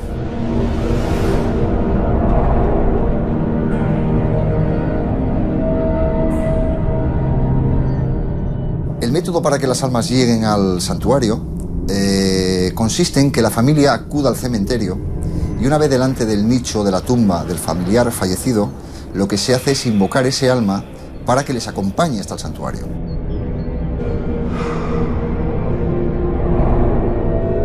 Los difuntos son llevados hasta allí de forma simbólica por sus familiares a través de pequeños objetos, como piedras o pequeños animales. Estamos ante uno de los más importantes milladoiros que se sitúan en el contorno del santuario de San Andrés de Teixido. Como se puede observar, se trata de un montículo con miles y miles de piedras que los romeros que hasta el santuario se acercan, sobre todo en el día de la romería a San Andrés, van depositando a lo largo del tiempo, ¿no? Dice la leyenda que si ves una salamandra, un sapo, un lagarto o cualquier insecto que va hacia el santuario, no lo mates, que es un alma en pena que va a pedir clemencia. Yo creo eso, porque un día estaba una lagartija subiendo por aquí, por las escaleras, y no podía subir. Y yo me recordé, dije yo, esta es una alma en pecado. Porque como oí siempre eso, yo creo en eso. Aparte de patrón de los muertos, el santo de Teixido también tiene fama de obrar milagros en favor de los enfermos y desesperados. tal y como pudo comprobar el equipo de Cuarto Milenio en plena romería. Unha persona que viña ceja e ofreceuse San Andrés e se leu da iglesia e veulle vista. Porque me salvó de la vida. ¿Le salvó a vida? Santo? Sí, en Suiza. Y los compañeros quedaron muertos en el canal y yo quedé tapado aquí. Un chico pasaron por aquí con un ataúd entre 4 chicos. Uno de ellos estuvo en coma de un accidente de moto. Estuvo no sé cuántos años en coma. Y le ofrecieron al santo que si no moría, que le traían el ataúd. Y se lo trajeron. O que máis me motivou foi un señor que chorou na iglesia, estaba chorando, e iso sí que estaba eu. Que lle dixo ela, o que lle pasa, eu pensei que lle pasaría algo, non? Porque hai un señor chorando na iglesia, e foi que levaba a camao cerrado, co puño levaba disque 10 anos, chegou á iglesia, encendeu a vela e abriu-se a man. A día de hoy, incluso en el santuario, podemos ver colgado de una de las paredes, dentro del templo, un pequeño ataúd blanco de un bebé, que la verdad que impresiona muchísimo el verlo allí, y corresponde a un niño, exactamente, que en su día se salvó de una grave enfermedad, y sus padres, en agradecimiento al santo, lo que hicieron fue llevar el ataúd, dejarlo allí en agradecimiento a San Andrés, y el templo decidió colocarlo para que, de algún modo, se recuerde, ¿no?, esta vieja tradición de los ataúdes, que a día de hoy no se hace, pero que en su día tuvo mucha importancia en el templo.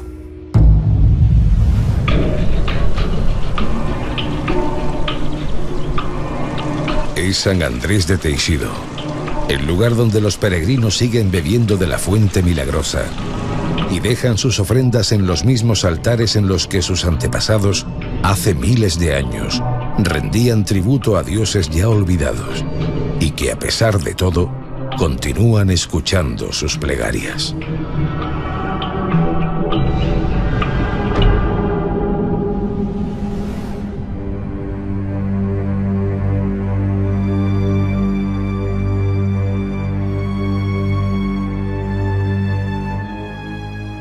Es la romería hacia el más allá, San Andrés de Teixido.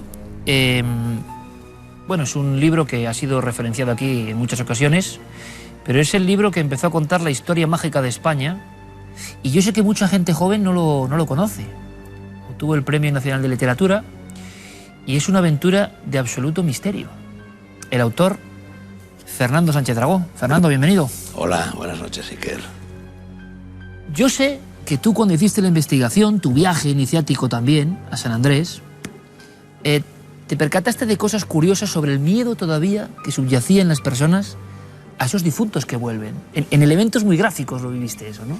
Bueno, es miedo y al mismo tiempo es respeto. El gallego está con los muertos continuamente. Tú fíjate que hay... ¿Por qué? ¿Por qué el gallego está con los muertos? Pues porque en Galicia terminaba el mundo conocido en la antigüedad clásica. Empezaba el océano de tinieblas. Estaba el Hades, estaba la tierra de los muertos. Por la noche no había donde quedarse en San Andrés. ¿Por qué? Bueno, tampoco en San Vicente, tampoco en el Cabo Portugués, porque en los promontorios sagrados de noche vienen los dioses tónicos, es decir, los dioses de ultratumba. Entonces la gente tiene miedo de los dioses de ultratumba y se va. De hecho, yo no sé ahora, cuando yo fui a San Andrés de Teixido, y te estoy hablando de 1973, 74, 75, que es cuando yo me documenté para escribir este libro, que sigue en las librerías y sigue en esta edición de Planeta que recoge los 4 volúmenes. Bueno, entonces no existía ninguna fonda en San Andrés de Teixido porque nadie pernoctaba allí. La gente iba durante el día, celebraba la romería y luego se largaba. La fecha del 8 de septiembre, que no tiene absolutamente nada que ver con el Día de San Andrés, porque el Día de San Andrés está en el mes de noviembre, es la fecha en la que se celebraban en Eleusis los misterios mayores. Es decir, en la antigua Grecia, en la Hélade, la gente acudía en tal fecha como esa, la misma de San Andrés de Teixido, a celebrar los misterios mayores, que consistían fundamentalmente en descender al Hades, en descender a la tierra de los muertos. Un día hablaremos de esos misterios tan nombrados, tan enigmáticos, con tantos secretos alrededor, los misterios de Eleusis. Quédense con el término, porque resulta que esta coincidencia no creemos que sea casual. Como tampoco es casual, Fernando, una vez más, que los astros, el sol en este caso, haga determinadas cosas o se combine todo para que surja ahí una especie de momento de esplendor, ¿no? Pero claro, Iker, ¿por qué la gente empieza a peregrinar mucho antes de Cristo? Porque la peregrinación jacobea, antes de ser jacobea, fue una peregrinación pagana. Iban al Ara Solis, al altar del sol, que estaba en otro de los lugares extremos del mundo occidental, que era el Finisterre. la Costa de la Muerte. Hoy se sigue llamando esa costa la Costa de la Muerte. Entonces allí el peregrino que venía de lejanas tierras tenía que asistir a la muerte del sol, al ocaso, al momento en que el sol se hundía en el horizonte, pasaba la noche allí sumergido en las tinieblas, en la tierra de los muertos, en el Hades, y al día siguiente, cuando emergía el sol, todo volvía a la vida y él se había regenerado y se había convertido en un iniciado, en un hombre de conocimiento. Eso sucedía exactamente igual en San Andrés de Teixido y en el extremo sur de Portugal. Tú fíjate que incluso ahora, a pesar de que la ermita de San Andrés de Teixido no tiene ningún valor, pero conserva algunos elementos simbólicos de lo que fue la primitiva capilla pagana que sin duda hubo allí. Y por ejemplo, ahora, el día 8 de septiembre, el último rayo del sol, el momento en que el ocaso ya echa el telón, ese último rayo penetra en la iglesia, en la capilla de San Andrés de Teixido y le da a la imagen de San Andrés que está allí, que evidentemente es una reconstrucción de un dios pagano. Pero es que si recorremos los alrededores de San Andrés de Teixido, hay 30 topónimos paganos. Y no solo eso, sino Teixido, ¿qué significa Teixido? Bueno, hay una etimología de conveniencia, hay allí muchos tejos, ¿no? Y podría venir de tejos, y eso es lo que cree la gente, ¿no? Que es un lugar de tejos. Pero Tei-Ge-Do significa en griego lugar del Hades, lugar consagrado al Hades. Muy cerca de San Andrés de Teixido hay un caserío que se llama Teisidelo. Teisidelo está prácticamente al pie de un promontorio que se llama Capelada, capilla del Hades, evidentemente. De la Capelada baja un arroyo que se llama arroyo Caronte. Caronte era el barquero que en las tradiciones griegas cruzaba la laguna Estigia conduciendo a los muertos al más allá. Y ese arroyo de Caronte se sumerge en una gruta marina que es la boca del infierno. O sea que más claro agua verdaderamente. Y no solo, sino que los peregrinos, no sé si lo siguen haciendo ahora, pero los romeros, no son peregrinos, son romeros, que iban a San Andrés de Teixido, tenían que llevar unos bordones, unos bastones que estaban estaban entretejidos con ramas de tejo y varas de avellana, y con unas cintas. Y de esas cintas colgaban los llamados San Andreses, que eran figuras hechas con pan, 16 figuras más una que ya no se hace. La que no se hace, porque era muy complicada, reproducía el crismón, que es un mandala de todas las iglesias románicas o góticas que surcan el Camino de Santiago y toda la cristiandad, y las demás figuras que se hacen con pan, los San Andreses, muchas de ellas tienen que ver con esvásticas, con antiguos símbolos solares, con laberintos, etc. Es curioso, Fernando, que en el 2013, en pleno siglo XXI, en este siglo de la ultratecnología, lo hablábamos aquí hace poco, sobrevivan, ¿no?, la fuerza interna, porque hay peregrinaciones, ritos, mitos, algunos han muerto, pero otros conservan una fuerza primigenia tremenda. Veíamos en el reportaje a personas convencidas de que lo sobrenatural le salvó la vida, premoniciones, apariciones, con una tremenda energía todavía, que no sabe, ¿no?, de ese mundo alrededor lleno de tecnología y de frialdad. ¿Por qué algunas de estas romerías o peregrinaciones hacia lo sobrenatural siguen teniendo esa vitalidad? Bueno, mire, yo, por ejemplo, cuando yo recorrí el Camino de Santiago para escribir la España Mágica, Garroris y Avidis, que fue en 1972-73, como te decía antes, el Camino de Santiago estaba prácticamente olvidado. Se estaba cayendo a pedazos, verdaderamente, ¿no? Había que ir poco menos que desbrozando los matorrales, estoy exagerando. Y luego, sin embargo, mira cómo ha revivido el Camino de Santiago. Por la versión mágica. Claro, son cosas que nunca mueren, son cosas que están ahí, es el genio de los sitios, son las llamadas plutonías. Ya hemos hablado de plutonías en tu programa. Las plutonías son lugares donde, por una parte, confluyen determinadas particularidades geográficas y geológicas, grutas, cráteres de volcanes, fosas marinas, pozos, y por otra parte se va acumulando allí por sedimentación la idea de que son lugares de acceso al más allá.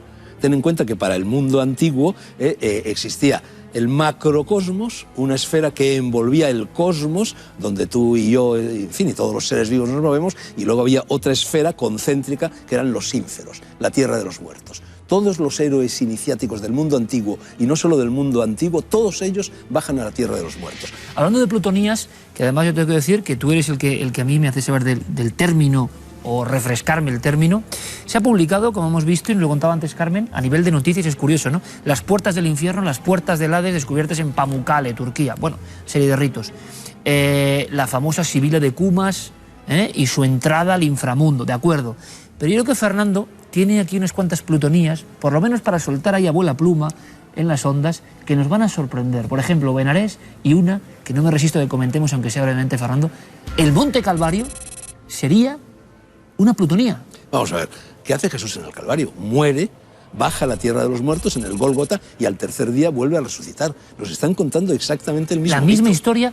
Todo héroe en su camino iniciático tiene que descender a ese lugar, reino de los muertos, para comprender la verdad de alguna forma y salir potenciado. Bueno, es que después de Ulises, después de Eneas, después de Cristo va a llegar Dante. Dante hace lo mismo, ¿eh? Dante se pierde en una selva oscura, ¿eh? Y dentro, en medio de la selva oscura se encuentra con lo que se llama en la Divina Comedia un loco basso, un lugar bajo, una plutonía, una entrada a los ínferos. Y por allí, conducido por Virgilio, va a visitar también la Tierra de los Muertos, otro héroe iniciático. Fernando, hablando de la muerte, del viaje, hablábamos antes con Ramiro Calle de su libro En el límite, y es muy curioso dos cosas.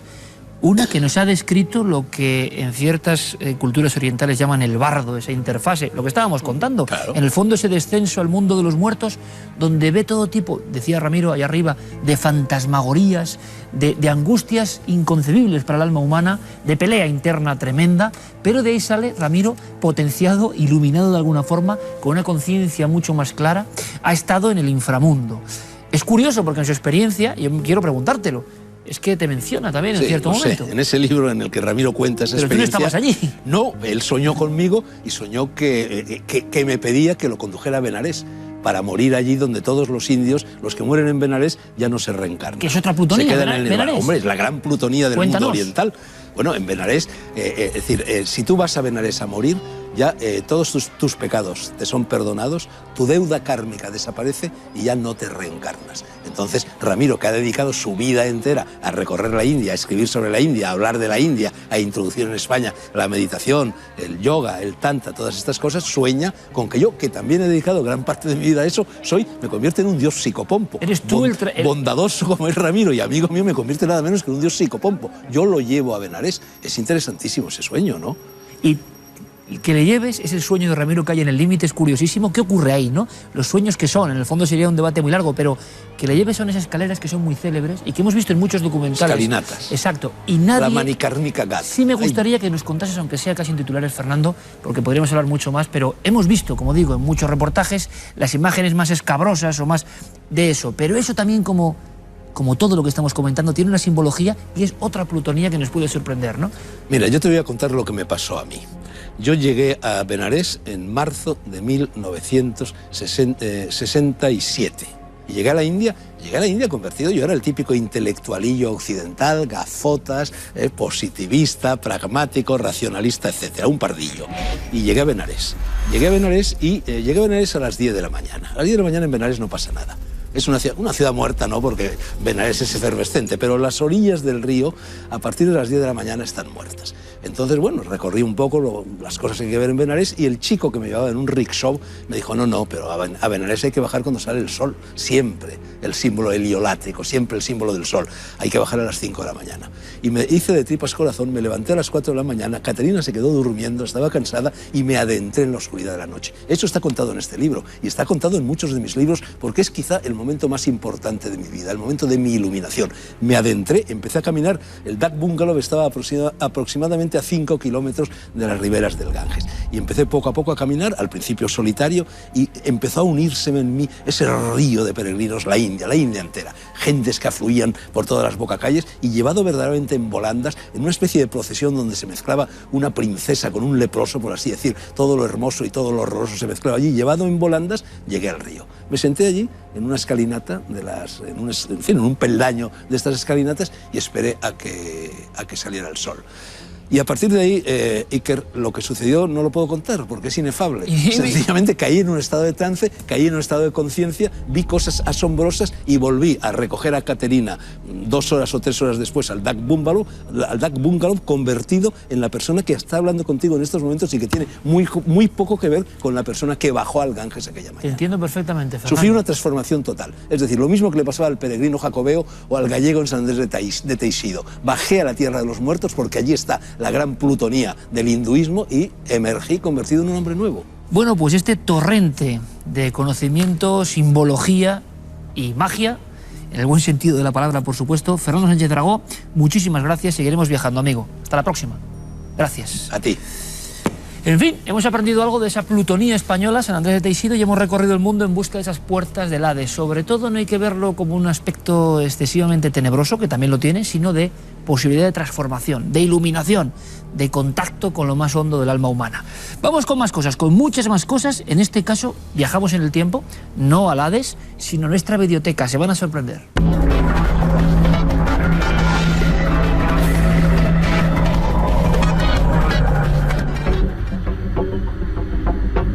Y alzamos el vuelo y me van a entender enseguida.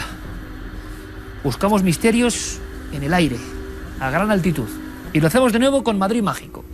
Ese programa que ha sido un poco revelación, que estamos revisando, emitido en Telemadrid, lo decíamos la semana pasada, hace 7 días, 1991, tuvo 2 etapas diferentes y sobre todo testimonios que eran, digamos, factibles en aquellos años 90 porque no hacía tanto tiempo que habían ocurrido y porque Enrique de Vicente, director de este programa y buen amigo de esta del misterio, evidentemente, hizo una enorme labor de búsqueda, de criba y de convencimiento. Él es muy insistente, él sabe rápidamente poner en dimensión a las personas y casi conducirlas hacia donde quiere para que le cuenten ese secreto, ese caso que no era fácil arrancar, casi con tenazas. Lo entendemos muy bien, Enrique, porque lo hemos vivido en muchas ocasiones. Cada vez que viene un testigo a Cuarto Milenio, o muchas de las veces, existe todo un trabajo de producción, todo un trabajo de redacción, todo un trabajo de amabilidad y de intento de convencimiento, ¿no? Porque los testigos es que no ganan nada, no quieren a veces recordar. Son experiencias que en ocasiones no son amables. Ahora, esto es diferente, porque el piloto, el comandante de Aviaco, Carlos García Rodrigo, se encontró con un objeto inmenso y que además tenía una sorpresa que ahora yo les comentaré. Uno de tantos hombres del aire en España que directamente, y además en la tripulación, con una cámara, comentaba al equipo de Madrid Mágico lo que había vivido. Fue uno de los últimos grandes casos de pilotos españoles, comerciales. 1985, casi en pleno corazón de España, un avión y un ovni gigantesco, pero con algo distinto, con algo muy especial que luego, si quieren, repasamos. Ellos efectivamente estaban viendo, igual que nosotros, una esfera metálica con un tono ligeramente más oscuro en la parte inferior. La parte superior era un gris muy claro, del tipo del aluminio brillante. Y fuimos avanzando, aquello siguió yo creo, en una situación estática. Éramos nosotros los que nos movíamos, no era la esfera. Y a una altura que debido al aumento de tamaño que este globo fue adquiriendo y el ángulo con que lo habíamos visto, a nuestro entender era un objeto muy grande que estaba además muy alto. Llegó un momento en que ya justo pasamos por debajo, exactamente por debajo de él. Nuestra sorpresa fue mucho mayor cuando al situarnos casi debajo, cuando ya estaba a punto de cruzar, vimos en su parte inferior un grabado en negro como una X de gran tamaño con un palo transversal. Y es que, a grandes rasgos, como si fuesen unas gruesas protuberancias, una especie de engranajes, o de signo, o de forma, o de código, se fue dibujando en aquel aparato, o estaba ya allí, sería mejor decir, una especie de código que fue importante. Verán, espero que nuestros compañeros se enfoquen rápidamente. Es un signo que tiene que ver con el mundo de los enigmas y que es muy célebre en ciertos ambientes y que todavía no les hemos contado el porqué de esta especie de H o de aspa con una barra en medio. Un día tocaremos el asunto, lo prometo. Enrique de Vicente y Madrid Mágico, desde luego, lo tocaron. El asunto de los humitas de humo. Pero eso lo dejaremos aparte porque es demasiado complicado y más para estas horas. Lo que sí les diré es que durante los últimos 50 años diferentes personas en diferentes partes del mundo han asegurado observar no solo estos grandes discos o figuras en el aire, objetos volantes no identificados, sino que además, siendo más precisos, resulta que tenían o unas toberas o una aspa o algo que luego los testigos han dibujado como esa H con una barra en medio. Es muy curioso porque en lugares tan distantes como Bolivia o en la antigua Unión Soviética, quizás recuerden el caso de Voronezh, aquellos niños que dieron la vuelta al mundo, la agencia TASS, un aparato extraño aterrizando en un parque, y luego los niños, cuando dibujan, todavía prácticamente unos días antes de la caída del muro de Berlín, y dibujan esa misma H con una barra en medio. Bueno, esa H con una barra en medio es una antiquísima historia de contactados, de supuestos extraterrestres infiltrados, algo increíble y algo que tiene todos los vicios de ser un fraude. Pero si es un fraude, ¿por qué personas con todo el prestigio, como el comandante Carlos García Rodrigo, aseguran con toda su tripulación y en plena vertical de importante ciudad española aragonesa encontrarse con esa figura y con ese código y con ese símbolo? y por qué otras personas, quizá menos conocidas, en carreteras, en otros sitios, han visto lo mismo. Es un extraño experimento, ese signo, esa letra, esa H extraña tiene algo que ver, no todo es fraude y hay alguna porción real. Se ha llegado a hablar de experimentos, lo dejo así, de los servicios secretos españoles, como lo oyen, de los servicios secretos franceses, como lo oyen, y de la KGB, como lo oyen, intentando construir algunos artefactos para ver lo que pensaban los testigos, analizar el impacto en prensa y analizar el impacto sociológico e incluso mental en esas personas. No sé, parece que el enigma del H con una barra en medio sigue lejano. Nosotros lo abordaremos. Todo empezó en Madrid, pero eso ya es otra vieja historia. Vamos ahora con historias nuevas, que quizá puedan ser más interesantes. Historias del Gabinete de Expertos.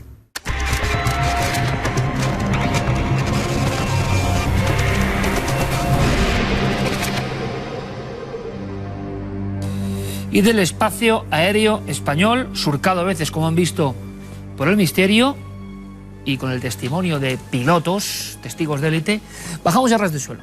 De allí bajamos un poco en el sentido de cosas que pasan con los pies en la tierra, aunque son cosas que marcan profundamente la vida de los testigos. Una vez más, doble ración de casos, de sus casos, que es lo importante, en Gabinete de Expertos. Comenzamos. Comenzamos con el mail que nos enviaba Ángel, es de Pontevedra, y está un poco preocupado por su hija, que tiene 3 añitos, porque no descansa bien por las noches. Nos dice que muchas de esas jornadas se despierta y como asustada y no saben bien por qué. En la familia empezaron a hablar y hay ciertos antepasados, como su bisabuelo, que parecía que tenían ciertos dotes para contactar con el otro lado, con el más allá. Nos decía que su mujer, que es la madre de la niña, que nunca ha visto ni ha notado nada extraño, tal vez algún momento en el que siente presión en el pecho cuando está en la cama, pero que bueno, que no le ha dado más importancia. Pero el otro día lo que ya les asustó es que la niña se despertó, la madre acudió al oír sus llantos y la vieron sentada en la cama con los ojos muy abiertos y le dijo: la señora ya se fue. Con lo cual se han quedado un tanto preocupados. Han acudido a una meiga de las gallegas, esas mujeres que parece que también tienen contacto con otros seres, y le han dicho que su hija es una niña abierta, es decir, que tiene un cierto don para ver este tipo de cosas que el resto de los humanos no podemos acceder a ellas. Ellos nos han quedado muy tranquilos, por si acaso han puesto una cruz de Caravaca y además pues la habitación de la pequeña la han rociado con agua bendita. Pero nosotros, aún así, después de hacer todo esto, hemos pedido consejo a una persona que está muy acostumbrada a investigar este tipo de casos, que es Sol Blanco Soler, del Grupo EPTA. Ángel, nos escribes desde Pontevedra para contarnos pues una vivencia que ha tenido una hija tuya de menos de 6 años. Y yo te diría que todos los niños, o por lo menos gran mayoría de los niños, antes de los 6 años tienen una sensibilidad mayor que todos nosotros. Pueden incluso llegar a ver ese mundo espiritual e invisible que nos rodea. Por lo tanto, no le metáis miedo, sino sencillamente aceptar lo que la niña ve como algo natural. Y por favor, no hacer caso de esos comentarios que os ha hecho esa curandera o esa persona a la que habéis acudido, diciendo que tu hija tiene un cuerpo abierto. El cuerpo abierto es una terminología que para ella puede ser válida, pero que realmente no es que tu hija tenga el cuerpo abierto y a merced de todos los espíritus que quieran meterse dentro de ella. Sencillamente la niña tiene una sensibilidad mayor de la normal. Pero fíjate que el mensaje que le da la señora, que dice la niña que la ve y que le dice que se va, no es ninguna experiencia negativa. Sobre todo, no olvidaros, no meterle miedo nunca, porque esa niña puede ver cosas de este tipo y en ningún caso podáis traumatizarla por aquello que siente. A lo mejor ella misma es consciente, o cree al menos, de que lo que ella ve lo veis vosotros también. Así que muchísimas gracias también por tu consulta. El segundo caso también tiene que ver con ese espacio de la infancia. Lo recuerda Sofía, es de San Fernando, en la provincia de Cádiz. Y dice: recuerdo perfectamente ese día como si me acabase de pasar. O sea, ya en el inicio nos deja muy claro que es una experiencia importantísima en su vida. Que a pesar de esa infancia más o menos temprana, 7 u 8 años, eso se queda grabado. Le habían regalado unos teléfonos de juguete que se comunicaban entre ellos. Una mañana quiso disfrutar de esos juguetes recién comprados, y además que quiero leérselo directamente porque lo cuenta muy bien, lo expresa casi en titulares y de una forma muy rotunda. Estaba tranquilamente, plena mañana, sola, y el teléfono empezó a brillar bastante y a parpadear sus luces. Claro, el primer impacto es que el juguete estaba apagado y entonces se puso a trastear.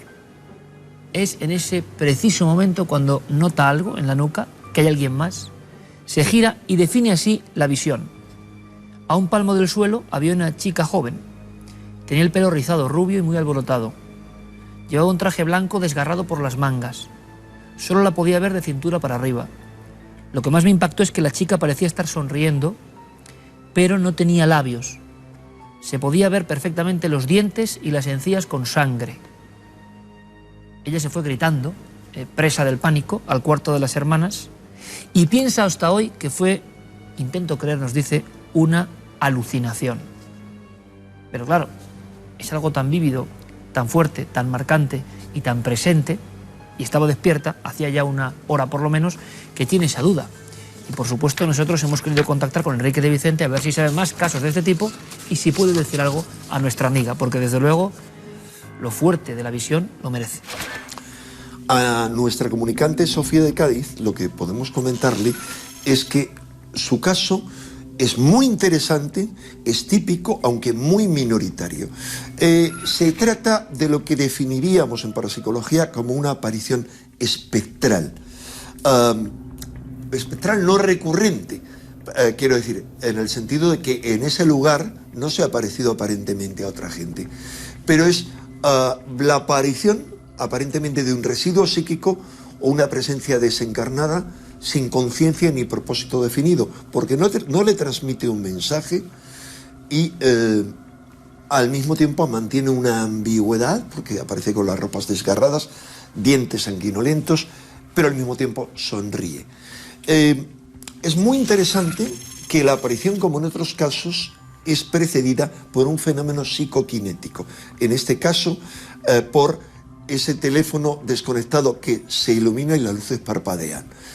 Eso extrañamente le hace volverse y ver la aparición que está detrás. Digo extrañamente porque se le podía haber manifestado delante, pero es muy frecuente que las apariciones se manifiesten como algo objetivo que ocupa un lugar en el espacio y en el tiempo.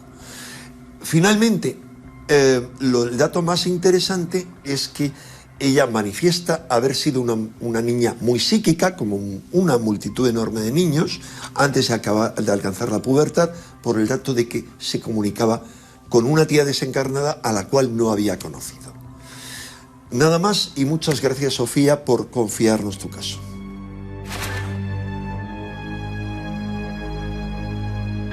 Son historias, y sé que me repito en esta sección, que tienen la impronta, el marchamo indefinible pero auténtico, por otro lado, de la fuerza que no llega a esa fuerza muchas veces el guionista, el que quiere hacer ficción. No se puede imaginar una escena así. Y tiene, repito, el valor de que en muchas ocasiones son vivencias que permanecen pues, bajo el sello del secreto porque cuesta mucho contar esto. Ahí tienen las direcciones. Me gustaría que de forma especial anotasen si tienen este tipo de vivencias humanas, porque el Gabinete de Expertos está siendo un verdadero éxito, ya no solo por la audiencia o no que tengamos en esta franja, que es mucha, gracias a ustedes, sino porque se está despertando algo, ¿no? Esa gran cantidad de historias y que hace que muchas personas se sientan menos solas, ¿no? Que han vivido cosas parecidas y se dan cuenta semana a semana que otros, tan normales como cualquiera, también se han encontrado con el misterio, aunque sea de esta forma, a veces, como decimos, tan especial y tan tenebrosa. ¿Qué quería esa niña? Si es que era una niña y no era una alucinación. ¿Qué pretendía? ¿Por qué de esa forma? ¿Por qué en ese instante? ¿Por qué nunca regresó? Preguntas se quedan en el aire. Vamos ahora también con otra muestra de colaboración. Digamos que en esta recta final está siempre el nexo de unión con todos ustedes. Las fotografías de Cuarto Milenio.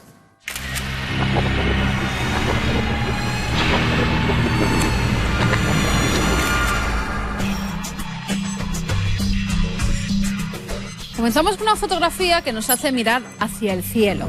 Según nuestro amigo Rafael Jiménez Mesa, que era quien nos la enviaba, fue tomada en Polonia. Hay que describir muy poco de esta imagen, de esta fotografía, porque es espectacular. vemos una cruz que se dibuja en el cielo, entre las nubes. Nos decía que la obtuvo en Polonia, aunque él es de Alcalá de Henares, y que era una noche oscura, cerrada, con nubes, y de repente, ahí la tenemos, apareció esta gran señal en los cielos. Ya nos apuntaba Guillermo León en los análisis que llevamos un año de muchas señales celestiales, pero en este caso ponemos todas nuestras dudas. ¿Por qué? Porque tal vez nuestro amigo ha utilizado un programa de edición para introducirla en el ordenador y no ha tocado nada, aunque se ven unas pequeñas trazas. Pero hemos hablado con él, nos hemos puesto en contacto para que nos mande la fotografía original y así ver que no ha habido ningún tipo de corrección por su parte y que de verdad había sido una cruz que se ha dibujado en los cielos. Esperaremos a que nos mande esa original y les contaremos si verdaderamente es tal y como nos ha dicho. Y nos vamos ahora con Fran Dorado. Él nos ha enviado una imagen desde Toledo. Como vemos, es un teatro. Había una representación a la que acudió esa noche. Nos decía que es el Teatro de Rojas en la ciudad de Toledo y ahí lo tenemos. Que él se dio cuenta que en uno de los palcos parecía haber una presencia y que ese palco no estaba ocupado. Ahí tenemos, verdad, como una silueta, está un poco difuminada, pero parece verdaderamente alguien que estaba allí sentado viendo la representación. Es curioso, porque al recibir esta fotografía hemos recordado que en este lugar ya nos habían dicho que ocurrían cosas insólitas, que muchos actores parece que se encontraron con una presencia y que habían vivido cosas extrañas. Intentaremos investigar una noche dentro de este gran teatro. Por el momento, lo que nos dice Guillermo León es que no sabría decir muy bien qué es, que a lo mejor era alguien físico, una persona, o que estaba recogiendo algo, o que ya como se había acabado la función, pues estaban cerrando las puertas, recogiendo las sillas, en fin, que no tiene muy clara la solución de esta imagen. Si tienen imágenes que han tomado en este teatro o en cualquier otro, algún error que haya en una fotografía y que no saben identificar, ya saben que hay 2 vías de contacto donde nos pueden enviar sus imágenes si desean que las analicemos. A través del correo electrónico cuartomilenio@4.com y el apartado de correos 18189 con el código postal de Madrid 28080.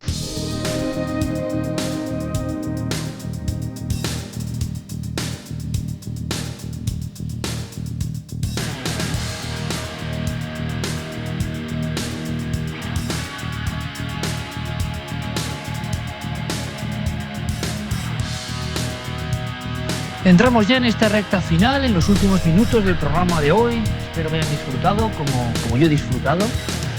Pero de verdad, todavía resuenan en mi cerebro algunas palabras, algunos ecos, ¿no?, de lo que he comentado aquí mismo arriba Ramiro Calle, nuestro buen amigo. Un hombre espiritual que estuvo columpiándose entre la vida y la muerte, en el límite. Y que nos ha traído, y espero que con el mismo impacto que a mí me ha provocado, no un puñado de escenas que nos hablan de fenomenología pura y dura, ¿no? Si dio al que le dice que ya no es tu momento, si la luz, si el túnel, eso está muy bien. Pero lo interesante, creo, de la entrevista, y ustedes lo habrán captado al principio y de inmediato, es el equipaje, el bagaje, el maletín de enseñanzas que uno se trae de una situación al límite. Porque, claro, hay mucha gente que sufre, hay mucha gente esta misma noche, seguramente en hospitales, que nos está viendo. Hay mucha gente también ahora mismo. Es tremendo, pero es la realidad, es la vida, y no nos reparamos, ¿no? Ahora mismo, en este minuto exacto, hay personas debatiéndose, quizá en ese bardo, en esa situación, interfase, ¿no?